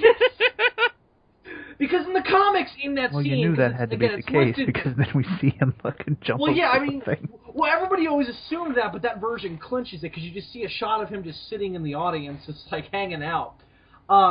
There's two scenes like that in the comics, one of which Bruce Wayne is in makeup, dressed up as Matches Malone. And then in the other one, he's like in his Batman costume, but he's up in the rafters, sitting on top of a statue. So at least they had the know-how to not have Batman walk into the courtroom and just fucking excuse me, I'm an important witness. And imagine having to sit down in that fucking costume, because you hear stories from the set of '89, that's why there's never a shot where you see Batman get out of the Batmobile in those movies, because they couldn't do it because of how bulky that suit was. They had to use a fucking crane to lift him out of the Batmobile. Somebody help me out, get to the podium. The suit was not meant for sitting down or getting back up. I gotta say, the only good thing is not that any of the other movie bat suits, with the possible exception of the new Ben Affleck one, are any better. I wore a Dark Knight Batman costume for Halloween one year, and I couldn't fucking sit down in that shit. Nope. It's impossible. It just rides up into your fucking head. So it's not possible with any of them. Gets pretty moist underneath the rubber and latex. There's even more rubber latex. The only great stuff with Two-Face in that movie is when he's interacting with Jim Carrey. Like, I love the scene when they're robbing the bank and Jim Carrey's like, Two-Face, show me how to punch a guy. Oh, that's great. Oh, it's quite simple, my boy. Ball up the fist, assert yourself. How many actors are there? Because Tommy Lee Jones is one. How many actors are there? Who are in both DC and Marvel movies. Because Tommy Lee Jones is one. What Marvel movie was he? Was in First Avenger. Oh. He was the general, yeah, and then he was Two-Face. Let's see, has Jack Nicholson been in any? No. No. But no he Uma won't. Thurman, no Danny DeVito, no Michelle Pfeiffer. Yeah, no. I can't think of any. There are probably Ryan Reynolds, but that's not Marvel Studios. But he was Deadpool and he was Green Lantern. And he's going to be Deadpool again, so yeah. Well, yeah. Who's the guy behind the Bane mask? He's not going to be Green Lantern again. Who's the guy behind the Bane mask, and is he in any of them? That was a wrestler. Hugo Weaving. Hugo Weaving was V in V for Vendetta. Oh, right, that's technically DC. And then he's also in First Avenger. Wait, isn't By the way, Tom I finally Tom read Hardy that comic for the first time this week. I heard the movie's better. I've started Tom watching Marvel movies? I'm sorry, you go ahead, Dylan. Is Tom Hardy in one of the Marvel movies? I don't think so. No, I don't think He so. was supposed to be in 2 DC movies, though. He was supposed to be Captain Boomerang, I think. You know what I was thinking of? I think there was some talk of him maybe being Punisher. That's what I was thinking of. Okay, never mind. Yeah, there was a rumor where he was like somehow, or somebody was just like, wouldn't it be cool if he was the Punisher? And I was like, yeah, that'd be fine. There's a big push to have Thomas Jane come back as the Punisher. Uh-huh. I would be totally fine with, because I like him a lot. Uh-huh. But do you think he's too old, or... No, actually, No, I think he's not too old. No, it would be more appropriate. I don't know, because he's older, it may work if they still kept his Vietnam origin. Yeah, there's a lot of fans who are saying that, because there's a lot of missing stuff in the MCU of stuff that we just don't know what happened, and there's a lot of push for a Punisher for Punisher to be older so that way he can be active in the 70s, 80s, and 90s. I mean, heck, apparently we're gonna have Old Man Logan in the mainstream universe now. So really? Yeah. So in the X-Men universe? Yeah, and X-23 is the new Wolverine. In X-Men Apocalypse? No, in the comics right now. Okay, with fucking Secret Wars and everything. Secret Wars, yeah, with a whole, okay, all right, crossovers and the you just universe. Fucked with my head, dude. Because we were talking about the MCU, then we're talking about X-Men, then we're talking about fucking... Right, no, I'm just saying, if they're willing to go with an older character in an older version of a character in a comic book, why not just bring an older version of a character in a movie or adaptation or whatever? I mean, Hugh Jackman's practically Old Man Logan right now. In those, well, apparently he's only playing Wolverine one more time, so that's apparently going to be it. Which I'm like, listen, he's had a good run, and he's had a long run. Those movies have been going on for 15 years. Now, what has been the longest time an actor has ever portrayed a single role? Hugh Jackman? No, I'm kidding. How long did Sean Connery last? He was... Oh, Dylan, help me out. 61 to 70... What's the question? How long was Sean Connery James Bond? Oh, well, I can tell you how many movies he did. I don't really know the years by heart. What year did Diamonds Are Forever come out? I want to say 71, maybe. Alright, so he was Bond... Let me just look at my fucking Bond 50 box set. Good idea.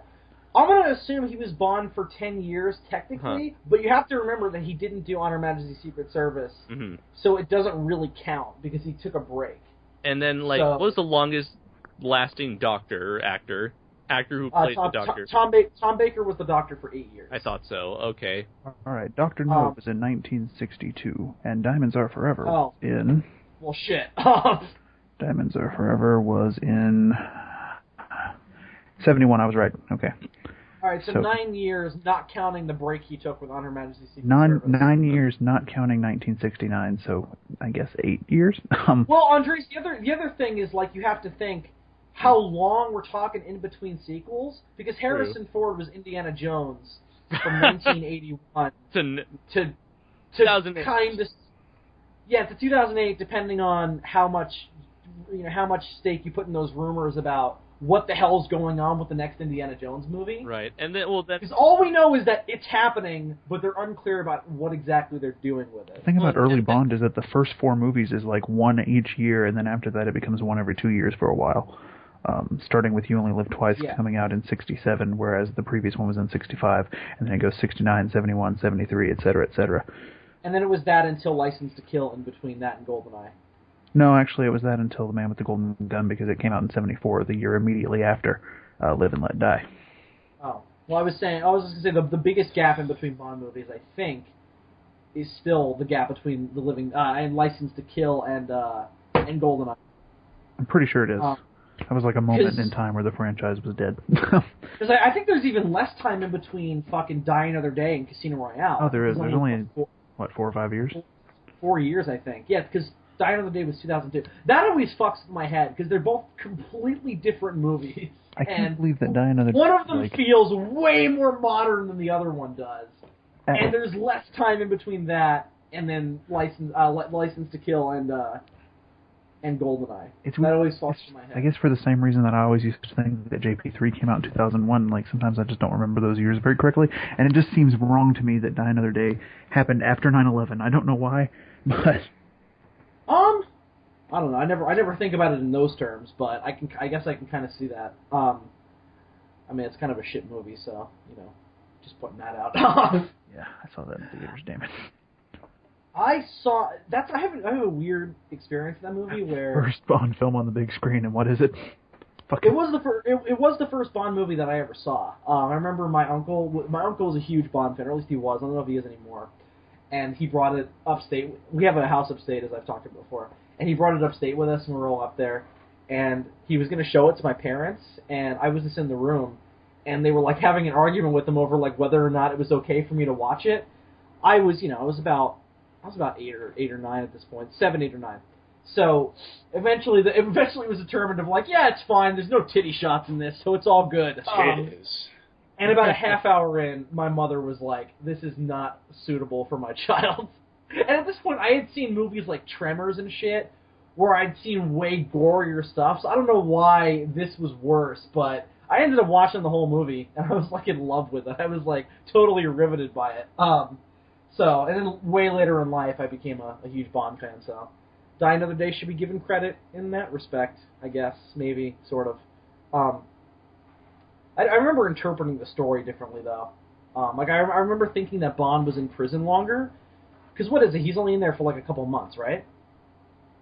In the North Korean prison. Maybe. Well, long enough to grow a beard is the point. That could be like That could be like a week. Yeah, but it's an extended period of time, and it's fucked up. If you go by South Park logic, all it means is that a doctor gave him a face warmer. So, I mean, it could be any period of time. Right. I think they say a couple months. It doesn't matter, because that movie doesn't matter. But I just remember, like they let him out, and like Anne was like, "Oh, the only reason we saved you is because we were worried you were going to give up secrets." And Bond is like, "Well, fuck you too, bitch." So anyway, I don't know what we were talking about, but I'm glad we went there. Characters, actors. I got the shit on Die Another Day, and I'm always happy to do that. We were just, I guess, wrapping up on actors who have played the same character for an extended amount of time, because we were talking about Wolverine, because we were talking about Marvel. Well, I think the more interesting question is not so much length of time, because again, there's the whole fact of like a distance of time in between sequels. Yeah. So you've also got to remember that Sean Connery played Bond in Never Say Never Again, which was 1981, I think, or 81 or 83, and that would make it like way longer, even though it doesn't really count. So I think more of the question is appearance of an actor playing a character, in which case I have no idea. Tom Baker was in a TV show, right? That was got to be consistent work for 8 years. Yeah, but then no, because that doesn't count. Because then we're talking about long-running TV shows where the cast doesn't change. That doesn't count. I mean, I guess it could.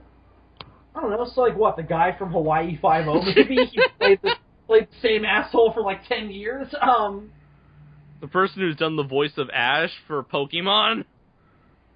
No, that's a cartoon. That doesn't count. I don't know. That's a good question. Listeners, if you know, sound off in the comments, because I have no idea. The one time we want you to correct us. Yeah, we want you to well, we didn't like... It's not like we said it and then we were like, yeah, that's right, let's move on. You know, we don't fucking know. The point is... So who knows? The point is we're actually, like, asking for input for once instead of having our... You know what, I'm gonna Google it quick and see if I can find an answer. Instead of taking the usual tact of, like, fuck the audience. No, Same character most times. Most films. Okay, let's see if this will give me a straight answer. So this is on Cinelinx.com. And the first one is Hugh Jackman. Mm-hmm.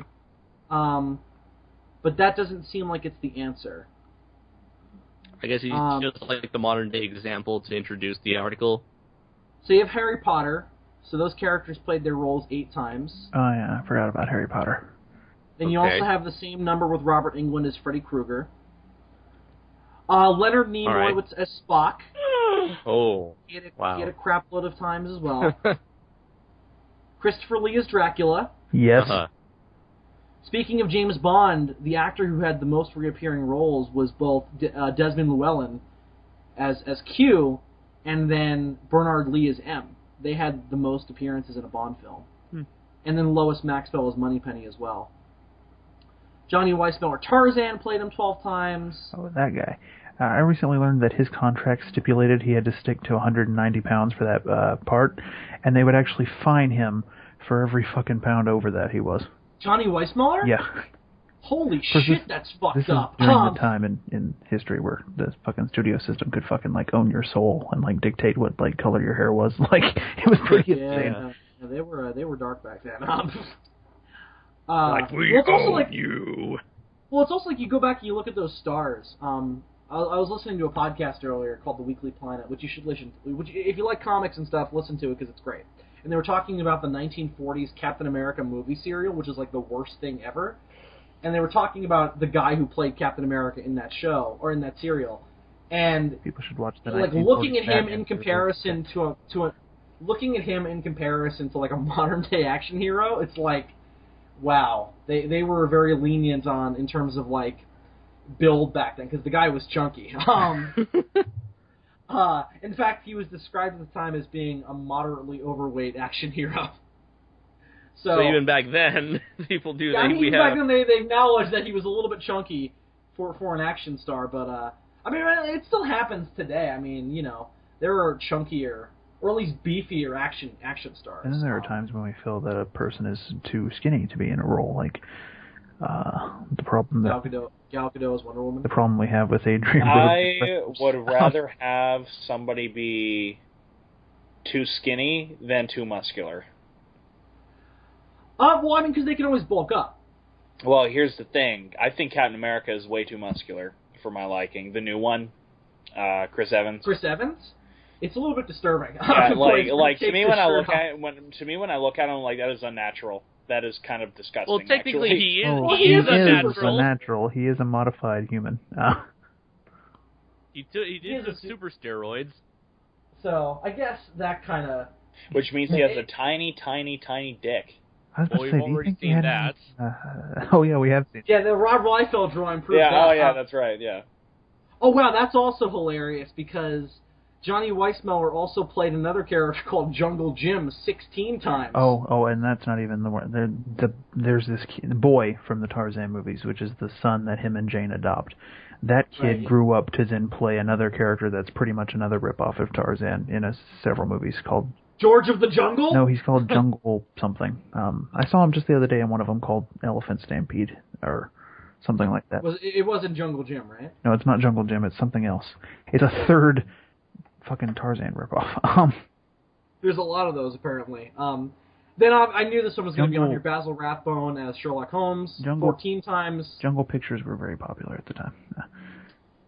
Yeah, they were also pretty easy to shoot, apparently. I'm not familiar with this character. Maybe you guys are. Mickey Rooney as Andy Hardy 16 times. Yeah, okay. Yeah, I could see that. Desmond Llewellyn, I just mentioned before. Oh, the character he plays is named Bomba the Jungle Boy.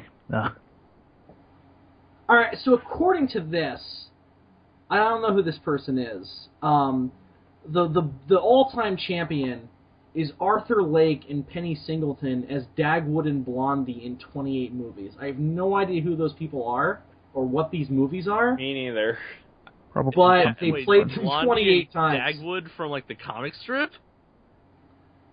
I guess. Apparently, you know what this is because it was a series of films from 1938 to 1950.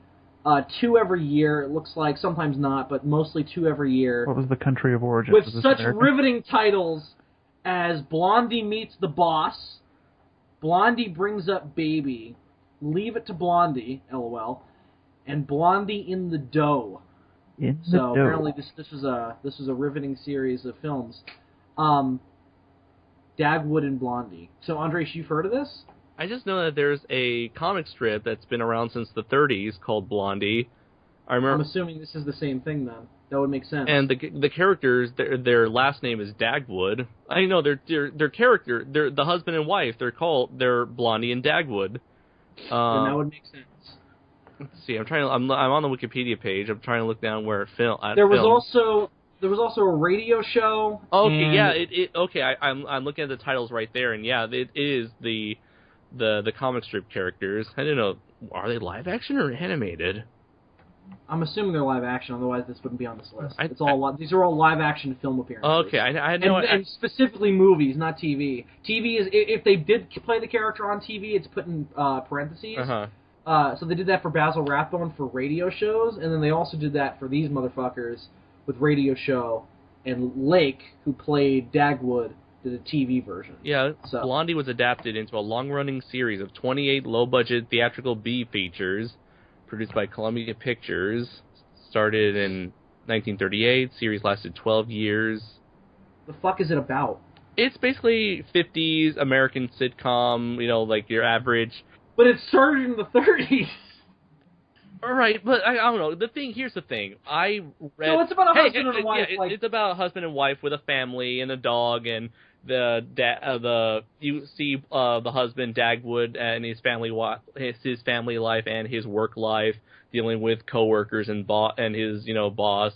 It's basically a slice of life sort of deal. I mean, the only reason why I've known of Blondie was because as a kid growing up, I would used to read the newspaper comics every day from like elementary, middle school, and I lost interest around high school. Oh and God, so you guys! Blondie. Good old-fashioned 1940s American racism. What? Okay, look at this image. The title of this movie is Blondie Has Servant Trouble. Oh man. Oh. Oh wow. Look at the face on that guy. That's just like... Oh Lord. What is that going to do? That is the most Sambo-looking thing since the 2 black characters on Gone with the Wind. That is... I don't know nothing about birth and no babies.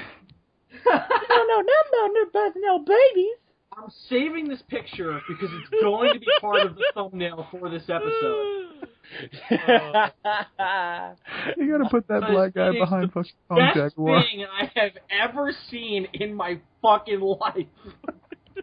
Blondie has servant trouble. What I do, massa? This episode will be titled "The SOS Has Servant Trouble." Yes. Does this mean I won't be getting paid my daily dose of watermelons? What do you mean I ain't getting no fried chicken? Lord. That face is just like it sums up everything you need to know about these movies. What are we gonna feed the children? And the faces on them. No, see Dagwood, he's like, honey, please tell me there's not a black man behind me. He's like, oh no, they see me! And she looks concerned for his life.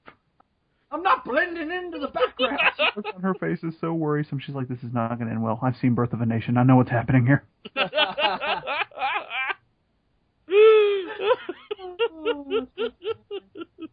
Oh, okay. I'm so glad that we found that because that has made my night.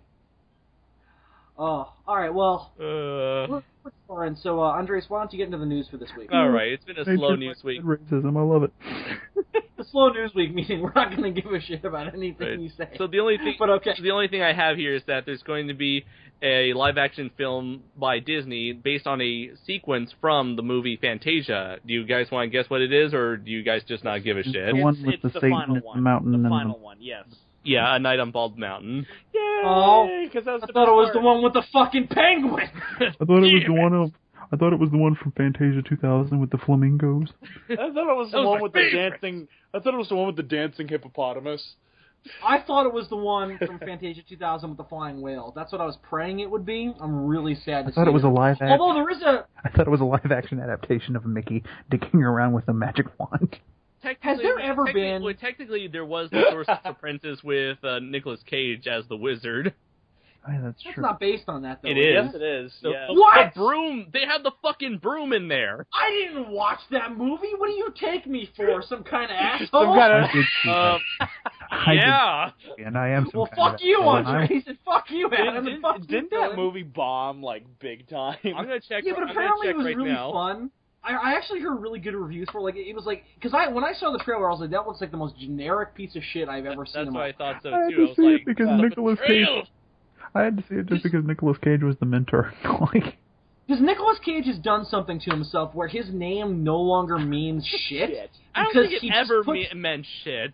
No, it did. Are you crazy? In the 90s, it meant shit. Yes, it because did. he was in Racing Arizona. it does He again was now, big thanks to name. fucking Ghost Rider Spirit of No, I piece of completely shit disagree. piece of I fucking. completely disagree. His name means nothing now. That What was, like, fucking the best movie is movie just he- like the bile last best from movie- hell. Like it's awful. What was the last good movie he was in? Kick-Ass? I love Kick-Ass. It might have been Kick-Ass. Oh my god, I Oh, love the The Kick-Ass. beast, the beast. He's been... You guys know he named his son Kal-El? Yeah. That's crazy. That kid, that poor kid. Do you know that Robert Rodriguez named all of his kids with the first letter R like Razor and Rocky and all that shit? He named his kid Razor? Yeah, one of his kids' name is Razor. What is he naming Teenage Mutant Ninja Turtle villains? What the fuck? I once heard that George Foreman named all of his sons George Foreman. I heard that too. Well, no. So That's gonna be confusing. When you go to I his once house. heard that Chuck Norris named his kid Jesus because he's God. well, no. So here's what Nicolas Cage does that is both really smart if you want I to once make heard a lot that Chuck of money. Norris jacked off in a semi truck, and then Optimus Prime was born. Oh yay! I once heard that sometimes you wake up happy that Folge is in your cup, and most people wake up happy that Chuck Norris didn't murder them in their sleep. See, I heard that. That's like his Anyway. right testicle played the boulder in Indiana Jones. Anyway, I so always heard that Chuck Norris was always on top because Chuck Norris never fucks up. Oh god! according to Nicolas Cage himself, he apparently has this strategy where he always picks 5 movies a year, regardless of whether or not he wants to do them, because he wants to have enough money to fall back on if he ever wants to do a movie that he knows is gonna bomb, but he really wants to be in it. So like some indie movie. So it's actually really smart. So that's how Left Behind was made. So he puts himself in a bunch of shit so that he can afford to Yeah. occasionally say, I'm going to do something I actually give a shit about. Yeah, so listen, it's really smart for him personally, but in terms of his name having any meaning as an action star, which isn't really his problem, that's more of the people who cast him problem. It really fucks with his reputation because it's he did... What was that movie where, his kid found some piece of paper with a bunch of numbers on it, and, there was, an apocalypse? Oh, I saw that movie. It was And there were, weird aliens that looked like the angel version of Spawn. It had all It- those it was classic basically- elements you looked for in a Nick Cage film. 1, it exists. 2, I don't have a 2. Caleb! Where's my son Caleb? It exists, and 2, Nicolas Cage is in it. And he's the only actor of any sort of note. Kind No, of there reminds me of was- Bruce okay. Willis. You remember a few years ago Bruce Willis was in, everything? Every movie? He still is. He pops up in, really random movies. The last movie I watched with Bruce Willis that made me love Bruce Willis was Red. Have you seen... Oh my god! Wait, guys. I gotta say, this is one of those numerous 5 movies a year movies of Nicolas Cage that I saw at a Walmart, and the title itself. Look at the title and then look at his face. It's called All Nicolas Cage Has Servant I'm Trouble. excited. I'm so excited. Horror news. Rage! Oh, I want to see that movie. I want to see that movie so bad. I want to see it so bad. He doesn't look There's enraged. a lot of movies about being There's angry, not a lot of doesn't rage on the Cage. He doesn't look very enraged. He has like Alfred Hitchcock face right now. Rage. Yeah, he has like a bulldog face. Cage is He's like, I don't care much for this film, but I'm in it so I can afford to do a good film later on. I could have. He says that, but He's slowly turning into Alfred Hitchcock. Like he's like, I can afford to do. I mean, look at his toupee. He's already losing his hair. He seriously looks like Alfred Hitchcock in this picture. It's insane. Like, he just needs I'm like, trying to. Here's Here's my impersonation of Nicolas Cage doing an impersonation of Alfred Hitchcock. I'm trying to do a picture. Okay. No, I just I gotta say, guys, I gotta say, if Nicolas Cage was going to play Alfred Hitchcock, it would have to just be his performance from Kiss of a Vampire. Whatever that movie, remember he played like some guy who got bitten by a vampire and it's really weird and he like went crazy. Wicker Man? This is... When's the last time that he was in like a super good movie? Like, I need him to prove this I need him to prove this thing of his where he's like, I do a bunch of shit. You know what this looks like? This looks like something from Grand Theft Auto 5. It does. It totally does. He's like, what movie am I in? It looks like he just woke up. Why is that camera pointed at me? Andrew Blyce, if you're listening, I need you to draw this for me. And I know you're listening. I need you to draw me Nicolas Cage as Alfred Hitchcock. Yeah. I need you to draw me Nicolas Cage as Alfred Hitchcock. And then do that first, and then draw a kaiju based on it. Yes. My strategy is to never change. And the name of the monster has to be Cagecock. Cagecock. My strategy is to never read my script. That way, I discover all the plot twists at the same time as the audience. We need to do a fucking how Marvel and DC did the amalgam universe where they mix their characters. Yeah. We need to do that, but with celebrities, where we do the amalgam celebrity universe. So we have Cagecock, and then we have fucking like. First off, I love the whole idea that his name is Cagecock. Half cage, half cock. Cagecock. All monster. All monster. That's Andrew Blythe. You need to write that on the picture too. Half cage, half cock, all monsters. And if you want to include a cage, like an actual cage, and a cock into the design, feel free. Like if you want to give him like a cage as a weapon on one hand and a big dick as a weapon on the other hand, feel free. A big throbbing dick. He directs a bunch of like weird amalgams. He directs a bunch of like weird amalgams of his movies and Hitchcock's movies. Fucking. So it'll be like fucking Drive, Vertigo, or something. Fucking Psycho Rider and shit. I don't know, man. Psycho Rider. I like that one. Oh my god, it's what's that actor's name? Nicholas Perk, who played I think I may found another hilarious. Who played the original Norman Bates? Oh, Anthony Perkins. Anthony Perkins. Anthony Perkins, that's it. I knew the last name was Perkins. I couldn't think of his first name. You need to do a picture of him as Ghost Rider. So Cagecock directs. Wait, Ghost Rider dressed as Norman's mother? Yes! Oh, even better. No, fuck my idea. Oh do that. My god, season... Oh my god, I remember when this movie came out. Didn't this movie bomb too? Yeah, of course it did, Who is this bitch and why is she looking at my sword? And not my sword. Hey, there's a cage in this movie, too. First off, what I love about this is that Ron Perlman is nowhere to be seen. What I love about it is that Ron Perlman... his name right there. It looks like it's part of the title, Season of... Yeah, it looks like it's Season of which Ron Perlman. No, it looks like it's supposed to be like a film by Ron Perlman, and I'm like, no. Maybe Ron Perlman wrote the script. I hope not, because I like Ron Perlman. Nicolas Cage in Season of Ron Perlman. Well, I just love how Nicolas Cage manages to have the same face on every poster for all of his movies. It's a mixture of him contemplating life and being constipated at the same time. He looks always so confused. I still can't believe they took my face off in Face Off. Oh wait, I found okay. Face Off was his last good movie. This is a French poster, but it's just as good.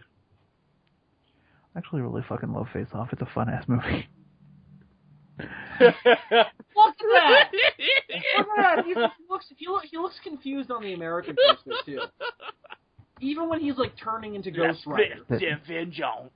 L'esprit de vengeance. I don't understand any of these words. Except my name. It's almost like they're in another language. Like look at this American legit poster for Ghost Rider Spirit of Vengeance. Okay. I made a deal with the devil, who is no longer played by Peter Fonda. I saw this movie opening day when it came out, and this poster was like legit. Why would you do that to yourself, Bill? Because I like Ghost Rider, so not the movie, the fucking comics. Yeah, but after the first one, you should have known that even if it had been as good as the first one, you weren't going to get anything spectacular. It was supposed to be like a pseudo reboot, though, so I was excited. And then it's like, hey, it's from the Crank guys. People like Crank, right? One of the worst shot movies ever. The movie's called Spirit of Vengeance, so I kind of wish the Ghost Rider villain, Vengeance, had been in it. Well, I mean, Blackout's a good villain, but they didn't do him any kind of justice. Like, his design in the comics is way cooler. So is Blackheart's, to be fair. How does he manage, if everything he touches decays, how does he, like, drive a car or do anything? Well, you can't decay something that's not alive. It could, like, rust and shit. Yeah, but that's not how his powers work. How on a living? How does he jack off? Or even, how does he even, like, take a He probably doesn't! He has a... Gentlemen, I know this is shocking to learn, but apparently there is a world where you can live without masturbating. I know. I can't imagine that world. It's a brave new frontier. I'll be honest, I was slightly distracted over here, paying attention to something else that's going on at home, and then all of a sudden I hear Bill say that, and I could not imagine a world of such pain and suffering. No, me neither. I would put a bullet in my head. Because it's like, I can't We're already lonely and frustrated enough as it is. Yeah, exactly. I don't need a world without that. Why do you think people in the Middle East are so angry? It's a desert and they're not allowed to masturbate. It's like... Yeah, that's why it's a horrible America. It's like that moment in the fucking Family Guy Star Wars special where they're like you shoot womp rats for fun, and he's like, there's 2 sons and no women. What the hell am I supposed to do?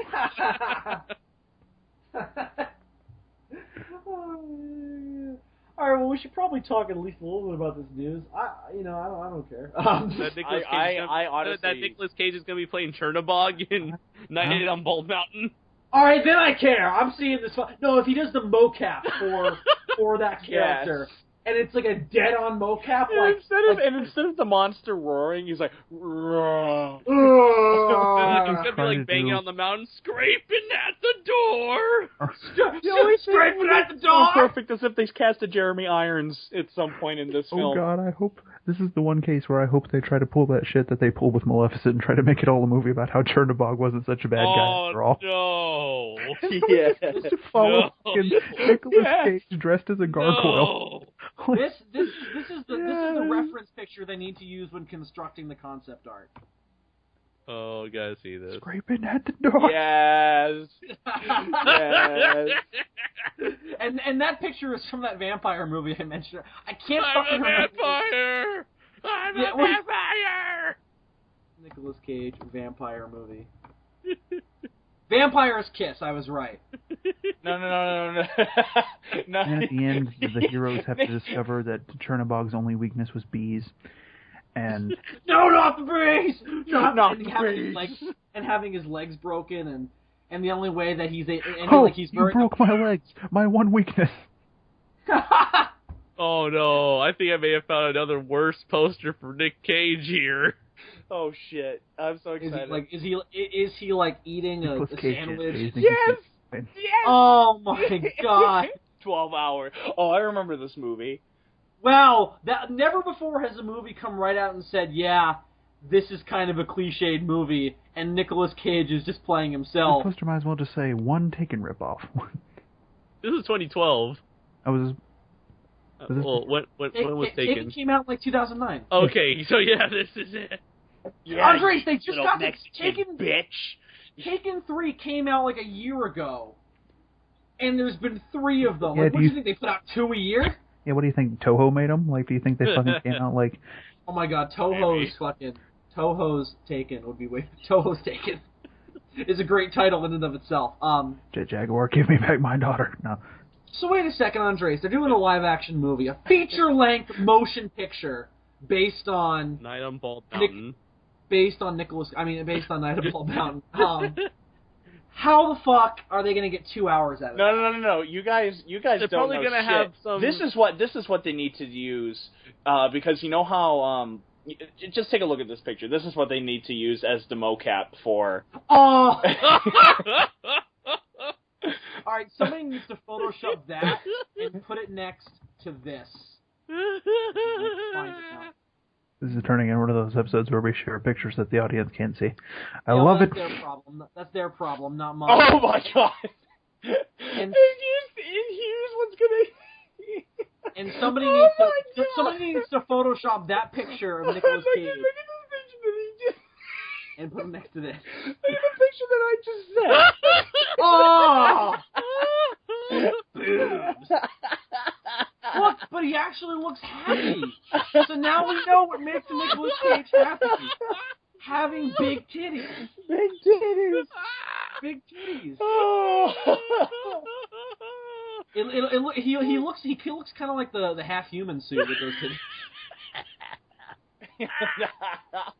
If half-human... You know what? Nicolas Cage kind of looks like the half-human Bigfoot if you look at him in the face. I can just kind of see, he really does. He really does. Would they need with the forehead and they need everything. to make a fucking half-human remake with Nick Cage. With Nicolas Cage. Yes. Somebody who I'm also half-human, draws, who's not half Angela something. Blaze. Oh my Angela god. Blaze has a lot of work this week. Just needs to draw Nicolas Cage as half-human. Hosway's really good at drawing people. Have him do it. Hosway, we need you to draw Nicolas Cage. I think you'll like this one. That could mean so many things. Redirect. Redirect. Oh, redirect notice. Oh, no, sorry. Oh no! I've come to you at the turn of the tide. Hang on, I can't find it. Come to you at the time. I just That's Photoshop awesome now. For those of you who can't see this, which is all of you, Nick I'm Cage. Gandalf the Wide. Yes. You shall not. Wait, I found one. The one to end the poster to end all posters. The battle for Middle Earth is about to begin. You shall not pass. Bilbo Baggins, don't take me for a conjurer of cheap tricks. I'm Nick Cage. I mean, Gandalf. Oh, yes! Yes. In West Philadelphia,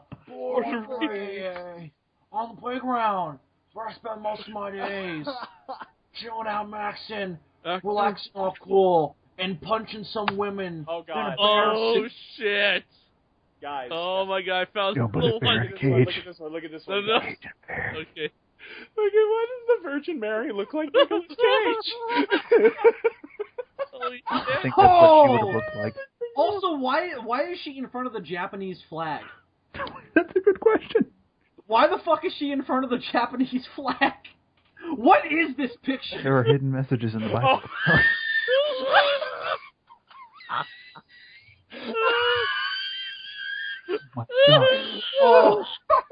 Oh my god! Alright, that's also going to With be their on the powers video. combined, they become For Cage-tron. those of you at home, we're looking at all the faces of Nicolas, all the faces of Nicolas Cage combined to form Voltron. 4 heads, and I'll form the head. They should have made Ghost Rider there. Oh my god! Do you guys know who Susan? Do you guys know who Susan Boyle is? Yes. Yes, Yes. singer. Oh my god! Oh! Oh, that Where the hell was that picture taken from? He looks horrible. that is some nightmare fuel right there. Why does he have a gray mustache? Where the fuck was this picture taken? I dreamed a dream and time gone by. I dreamed a dream and time gone by. Oh my god! He sounds It like Russell exists. Crowe. Guys, it exists with Nicolas Cage and Alfred Hitchcock. It exists right here. What? Right here. Damn it. Right here, look. They beat us to the punch. Look. Oh no, he needs to play. Not the why bees. Oh, Not the I get it. Is it a fat middle-aged lesbian? Oh my god! Guys, look at this! Bill, you and I should appreciate this one that I just sent.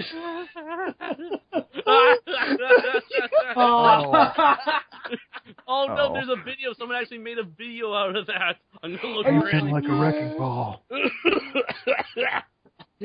gonna die here. The Fresh Prince of Con-Air is the best one, regardless. I came in like a wrecking ball. I'm scraping at the door. Fresh scraping at the door. Guys.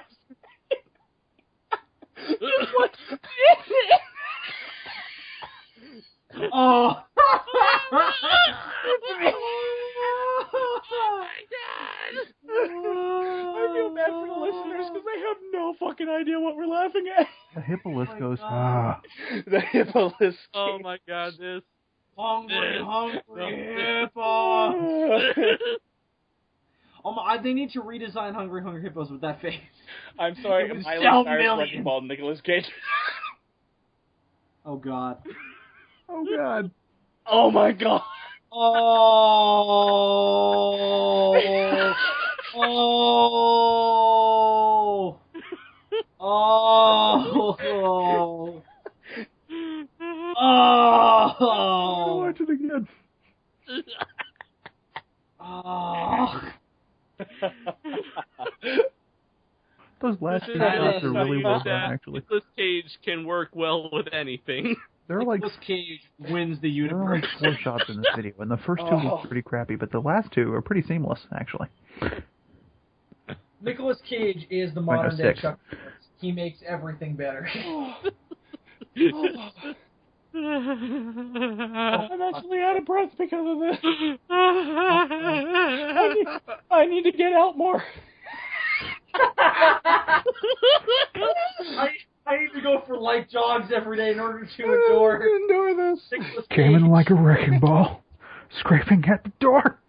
scraping at the door. Oh fuck! Fuck me. I don't know if we can top that. I don't know if we can top. we can. I think maybe we should leave it off there. Yeah, fuck, right, I'm bald out. I don't know how they're gonna turn in. Maybe they'll get some. I don't know. Nicolas Cage has to fight Chernobog in the game Yeah. of checkers. No, Chernobog is no. Nicolas Cage will play both the protagonist and Chernobog. He's like, It'll I be a am fucking- a reflection of your soul. Yeah, it'll be a meta piece about how the devil is you and how the devil is inside you and about how you can't put and they'll play a cage game. in a devil. You put devil in a cage. And you the only know. way you can they'll play a beat game Nicolas together, Cage and is then if you Chernobog sing will- Ave Maria. Exactly. Chernobog will lose the game, and then he has to like perform with Bill and Ted and their band. I don't know, man. It's confusing. I guess. All right. To get serious for 1 second, and then we'll end. And this will be a shorter episode finally. I guess they could make it about the religious group that stops Chernobog, and they could be the protagonist, and then it could be about their battle against him. Can Chernobog ride in naked on a giant wrecking ball? Yes.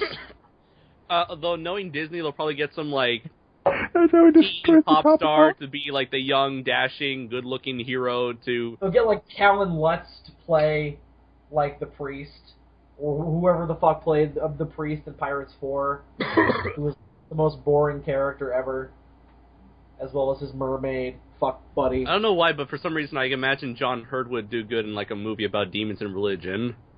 John Hurt is good in everything because he's been 65 for 30 years. Yeah, I know. That man was born old. He just came out looking like the horrifying baby from The Curious Case of Benjamin. Guys, are Yeah. you guys fans of Tarzan? The Disney. Oh, definitely. Yes, Oh yes. yeah. You mean I the was cartoon thinking of the character in general. I was with the like, Phil Collins? Oh no! Oh no! Oh no! Oh.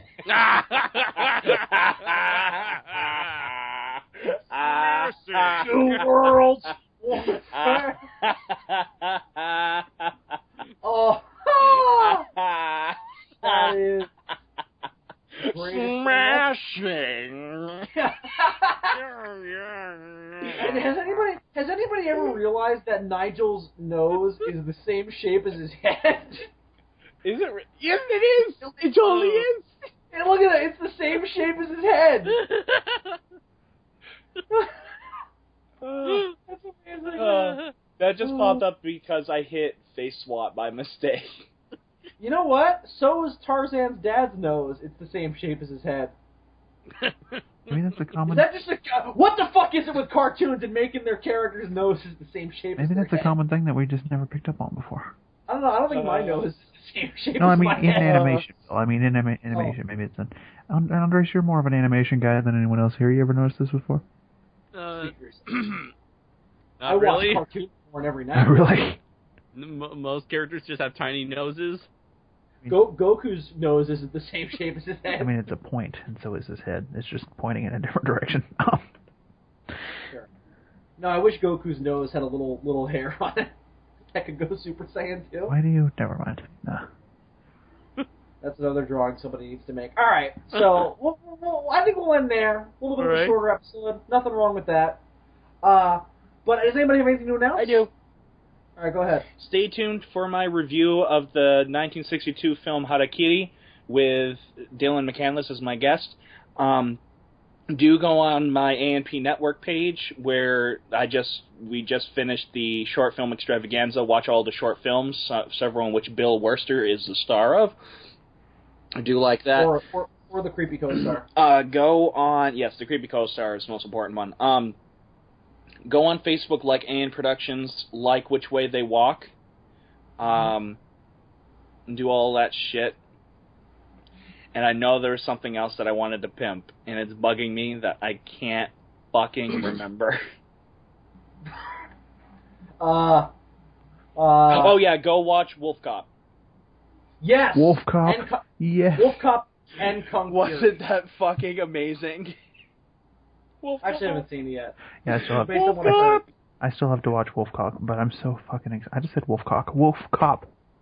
I've seen Wolf Speaking Cop. of Wolf Cock, that's going to happen in the movie. Something happens with Wolf Cock's cock in that movie. Thank God. I was worried that wouldn't happen. Is he played by Liam Neeson? Because if so, that'll just get Bill's goat. Nah. Or at least Cagecock. Cagecock.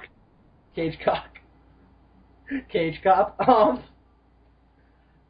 Is Wolf Cop played by? Yeah, that's it. Cage? Because if that was the case, that would be amazing. No, he's some random dude. Andres and Dylan, you guys have anything you want to pimp out? Let's see. Other than the future, the other videos that I'd mentioned before in the past, I'm still working on. Also, be sure for Dylan and I's review for Kung Fury, and for the next episode of Shoe Watch, which will feature me, Adam, and not one but two guest stars. One is the return of James Biggie, writer of and co-creator of Robot God Akamatsu, and a friend of his, also fellow comic book writer and artist, Christopher Martinez, who is currently working on a very metafictional, very fascinating kaiju comic called Night of the Fire Beast. So check that out. You can like it on the Sons of you can check out and like the Night of the Fire Beast Facebook page. And the comic will be the comic of Christopher's will be premiering at G-Fest. Now, but you should also like the Sons of Serizawa Network homepage. Like, I feel like Andres got pretty mad at Facebook himself and for in the mentioning that, but it is a thing that you can do. Yes, it is. You can like that in the description, and you can get all your updates and all things SOS. Everything we put out goes up on there, so it's the best way to follow our work. Yeah. Wait, what is that thing called? What thing? Night of the Fire Beast? Oh, yeah, I've already liked it. Okay. I thought you said Son of the Fire Beast. I was like, there's already a sequel. Oh, no. If you look at it, it's basically, it looks like a black and white, comic book take on, what's it called, Gigantus the Fire Monster, or, the Volcano Monsters. I figured based on that sounds badass. It's like this Christopher he created this, fictional universe where in this continuity, there was this really horribly made American Z-grade monster movie similar to the Giant Claw called Night of the Fire Beast, and this comic is basically a comic book translation of that. Oh my god! He even put the wire movie. Holding up the tail. Yeah, he's gonna put awesome. the bad effects and everything. That is awesome. Where can you buy this? Is this available on Amazon or anything? It's gonna be premiering at G-Fest. Ooh, I'm definitely going to read this. I'll definitely pick it up there. Yeah. Oh, I gotta show you a picture that he drew of Mechagodzilla. Show a Mechagodzilla as a Dalek. Oh, that's awesome. Those But are a few of my favorite things. Since we mentioned the G-Fest, that is also coming up. G-Fest 22 happens in exactly a month and a couple days. Which I'm going to talk to you guys about quickly. Okay, sure thing. Yeah. We'll talk about that after the show. Yeah, that's what I was going to say. Yeah. Okay. But Dylan is flying up here in exactly 1 month, so we'll kick off the road trip to G-Fest videos in exactly 1 month from this very moment, so you can look out for that. This moment being the date that we're recording it, not the date that you're listening to it, whichever date that may be, because I'm not sure yet, because the SOS Network podcasts are kind of screwed up right now because of what I'm doing with DFOS next week. So this will probably go up before that, even though that was recorded before this, and it's all crazy, and it's just like loopholes and Interstellar. Yeah, it's just like Night of the Fire Beast, and it's all meta. And there's wires holding up the podcast, even though that doesn't really make any sense. So, yes. But be sure to look out for the new episode of DFOS in which we talk about Jurassic World and some scrapped concepts for Jurassic Park films and TV shows. So, look out for that coming up in the next few days. And also, speaking of Jurassic Park, the last thing I want to pimp out is I'm going to be re-uploading my Jurassic Park movie review series that I did about 2 years ago that got taken down for copyright. I have a little bit of editing to do to make it copyright friendly, but aside from that, I'm going to post them pretty much as they are. And listening back to them, I would like to re-record them, but if I do that, I'll probably do them as commentaries rather than full-on reviews. So I will be probably revisiting the Jurassic Park films at some point down the line, but they will be as commentaries and not as reviews. So I'm going to post those reviews as they are, and those will go up in the days leading up to the release of Jurassic World, and then I'm still not sure what we're going to do with the Jurassic World review. I know I want to do a group review, I'm just not sure who it's going to be comprised of yet. And I know I'm definitely going to see it. Okay, so you'll be in it. Andres, I'm sure you're going to want to be there. Dylan, I know you're going to want to be there. Out of all of us, Andres is clearly the one that doesn't want to see it. Yeah, Andres, you don't care about Jurassic World, I know. So I know you hate. I know he hates Jurassic Park. I think personally, I think it's overrated. Yeah, Jurassic Park is the worst movie ever. Carnosaur all the way, man. So you know what? It looks like we'll just do the SOS. If David's available, we'll just do the SOS crew reviewing the movie. We'll figure out a recording day for that down the line. I'll talk to Dave and see if he's up for it. I'll talk to you guys later in the week, and we'll figure out a day to record. I don't know, does next Friday work for you guys? What are you doing next Friday? Let's see. Depends entirely on when I wind up. What the fuck was that? All here was like... Andres, that is badass. Oh, that is badass. And that's from awesome. That's from the artist of Night of the Fire Beast. Artist/creator. Awesome. Ooh, that's awesome. How does next Friday work for you guys? I think it'll work good. That depends, because I'm not 100% sure if I'm actually going to get to go on the premiere day or not. Okay, I don't know if I'm going to be able to go either because of my current location. Okay, well, whenever we all see it, we'll sit down and do a review. Because I'm gonna do a non-spoiler review the night I see it, and I'll post that, and then I'll do the same thing I did with Godzilla 2014, and then we'll do the group review when everybody's seen it. So we'll work out that recording date later. But Jurassic World, we're gonna all review it. Good times. Hold on to your butts. Hold on to your butts. Your assholes. Oh, by the way, Dylan, we should mention, last night we watched NBC's... NBC played Jurassic Park last night and then showed a sneak preview for Jurassic World. And by sneak preview, I mean, we talk about it on the next episode of DFOS, but... basically, we have learned that the movie has a pig in it. That's pretty much all the new information that we learned. There's a pig in it. That's about it. So it's major spoilers for those of you who don't. Which, to be fair, I didn't really see that coming. I didn't assume there would be a pig in it. That turns out to be the dinosaurs. The trailers are all wrong. Yeah! It's a genetically engineered pig. It's a remake of Animal Farm. The advertisement was on the dinosaurs, but actually the movie is not about them, but rather introducing the new pigs. That's chaos theory. The dinosaurs are only in like the first 10 minutes just to set up the pigs. Anyway. We watched 3 also, Chris Pratt, he dies like 30 minutes into the movie. Yeah, he dies 30 minutes into a film. Yeah, he falls off of a fucking scaffolding and then his son is the protagonist for the rest of the movie. We watched 3 hours of Jurassic Park, interrupted by too many commercials and Jeff Goldblum trying to sell me an apartment, and in the end, all we learned. And it fucking worked too. You went on that website, Dylan. I wanted to see what it looks like. No, you were sold by Brad Bellflower. But anyway, so we're watching it, and Chris Pratt popped up every now and then to just like provide some kind of commentary on what was happening in the movie. And the funniest part was when fucking he's talking about how like, oh, Jurassic Park is so good because it's about the human characters and not about the special effects. And that is such a lie. Well, it's supported by the human characters. And he just goes, oh, there's Alan Grant, there's Ian Malcolm, Ellie Sadler, John Hammond, and then Samuel L. Jackson. I don't even know if they name him in the movie. It's Hold On to Your Butts guy. And I'm like, it's John Arnold, you fucking asshole! And I love Chris Pratt. I think he's one of the nicest people ever, based on what I've read about him, what I've seen him in interviews. But we just called him a fucking asshole, and you can deal with that. Yes, exactly. He can take it. So yeah. Take it like a man! So according to Chris Pratt, Samuel L. Jackson is credited in Jurassic Park as Hold On to Your Butts guy. I mean, that's how I always remembered him, to be fair. I think that... I always knew him as the guy that got everything eaten except his arm. Yes, exactly. Why did the Raptors leave that? Anyway. They were full, Bill. Jesus. I also love how they like propped it in a position just to scare Ellie Sadler, like the arm would go on her shoulder. Well, we discussed last night that there are a lot more little continuity things in that movie that are fucked up than I remember. Yeah, there's a lot about that movie that I never picked out that's like, what the fuck? Did you talk about the spoon thing on DFOS? I don't remember if we did or not. Tell him about the spoon. In the scene where Ellie Sattler and John Hammond are sitting across the table and he's telling her about the flea circus and all that shit, at the end, she reaches out and grabs some ice cream, takes a bite and says, "It's good." She is too fucking far away from him to reach the ice cream because they cut to the wide shot and it is a long-ass table. She is well beyond arm's length of the ice cream. But when they cut to the close-up shot of her grabbing the ice cream, it's as if it's right in front of her.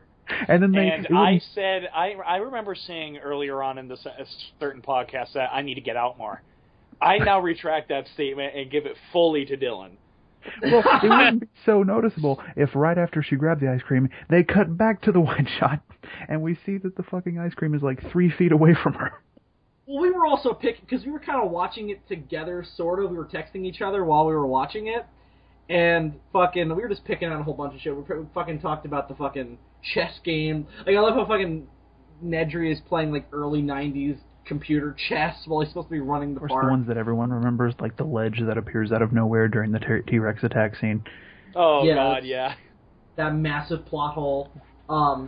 It's a whole bunch of stuff. What a kid is doing on a dig site. Well, they explain that in the book. Well, there was another one. Dude. I don't remember, but there's another, like, massive... Oh, why don't they just have Tim hand them the gun?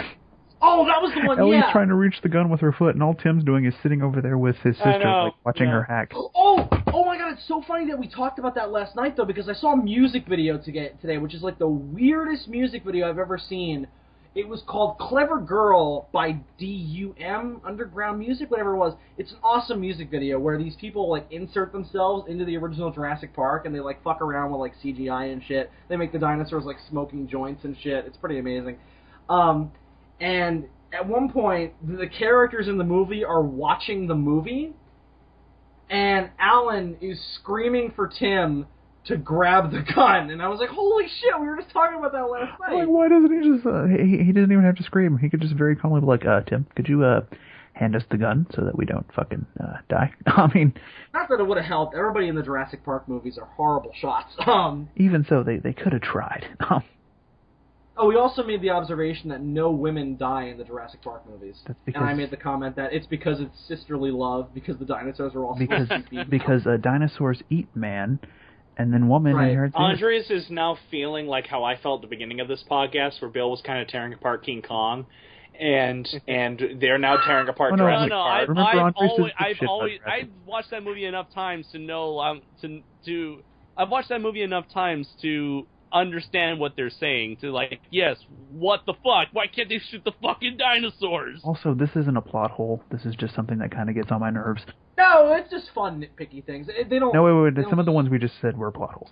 This one is. Yeah, those are problems. Although the biggest one I've ever noticed.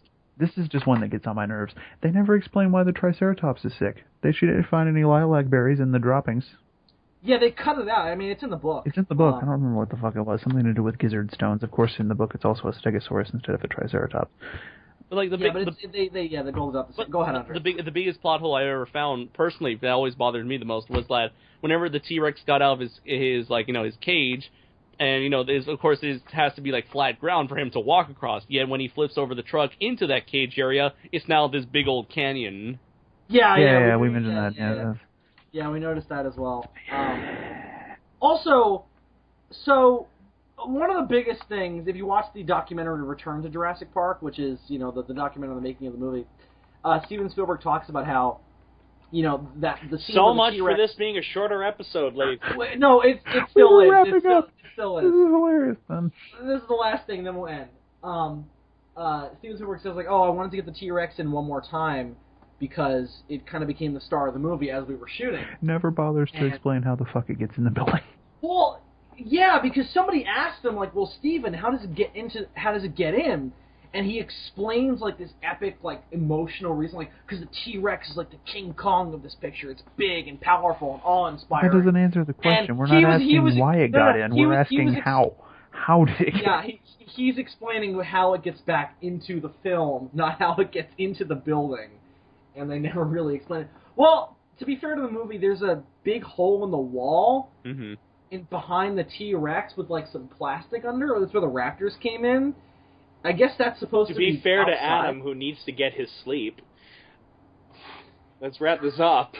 We're done. We're done. So, Jurassic Park, is it a movie? And the answer is yes. I have a few things I need to say.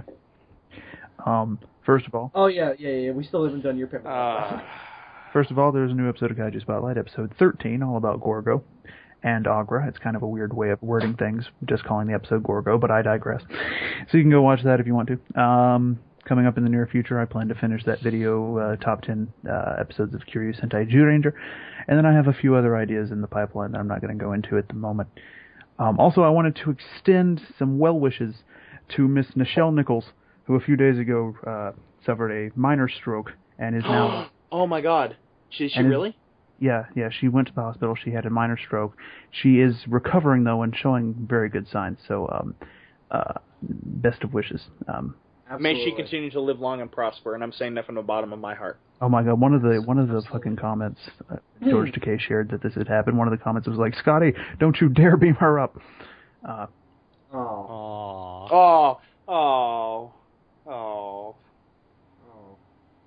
no, it's looking like she's gonna live. Like, I don't want to like end this podcast with everybody thinking she died. Like, she's doing all right. No.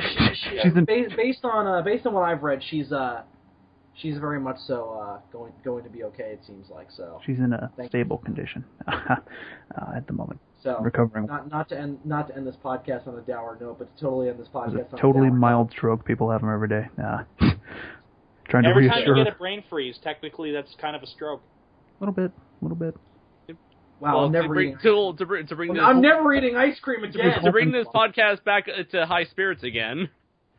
Gary Coleman died of multiple sclerosis, which is basically different strokes. All right, there you go. That works. All right, so now with the image of Nicolas Cage starring as every character in Iron Man 3, that is it for this week for the Sons of Serizawa Podcast. Call it the Iron Legion. Until next time. That's not an Iron Man 3. Until next time, I'm Bill Worster, a.k.a. Zazubaar. I'm Adam Van Productions. I'm ZuberDam64. And I'm Andres Perez, a.k.a. Kaiju Noir. And ladies and gentlemen, that is exactly the way it's been. I'm reminding you that you cannot put a cage in a cock. You can only put a cock in a cage. Until next time, kids, the science is sound.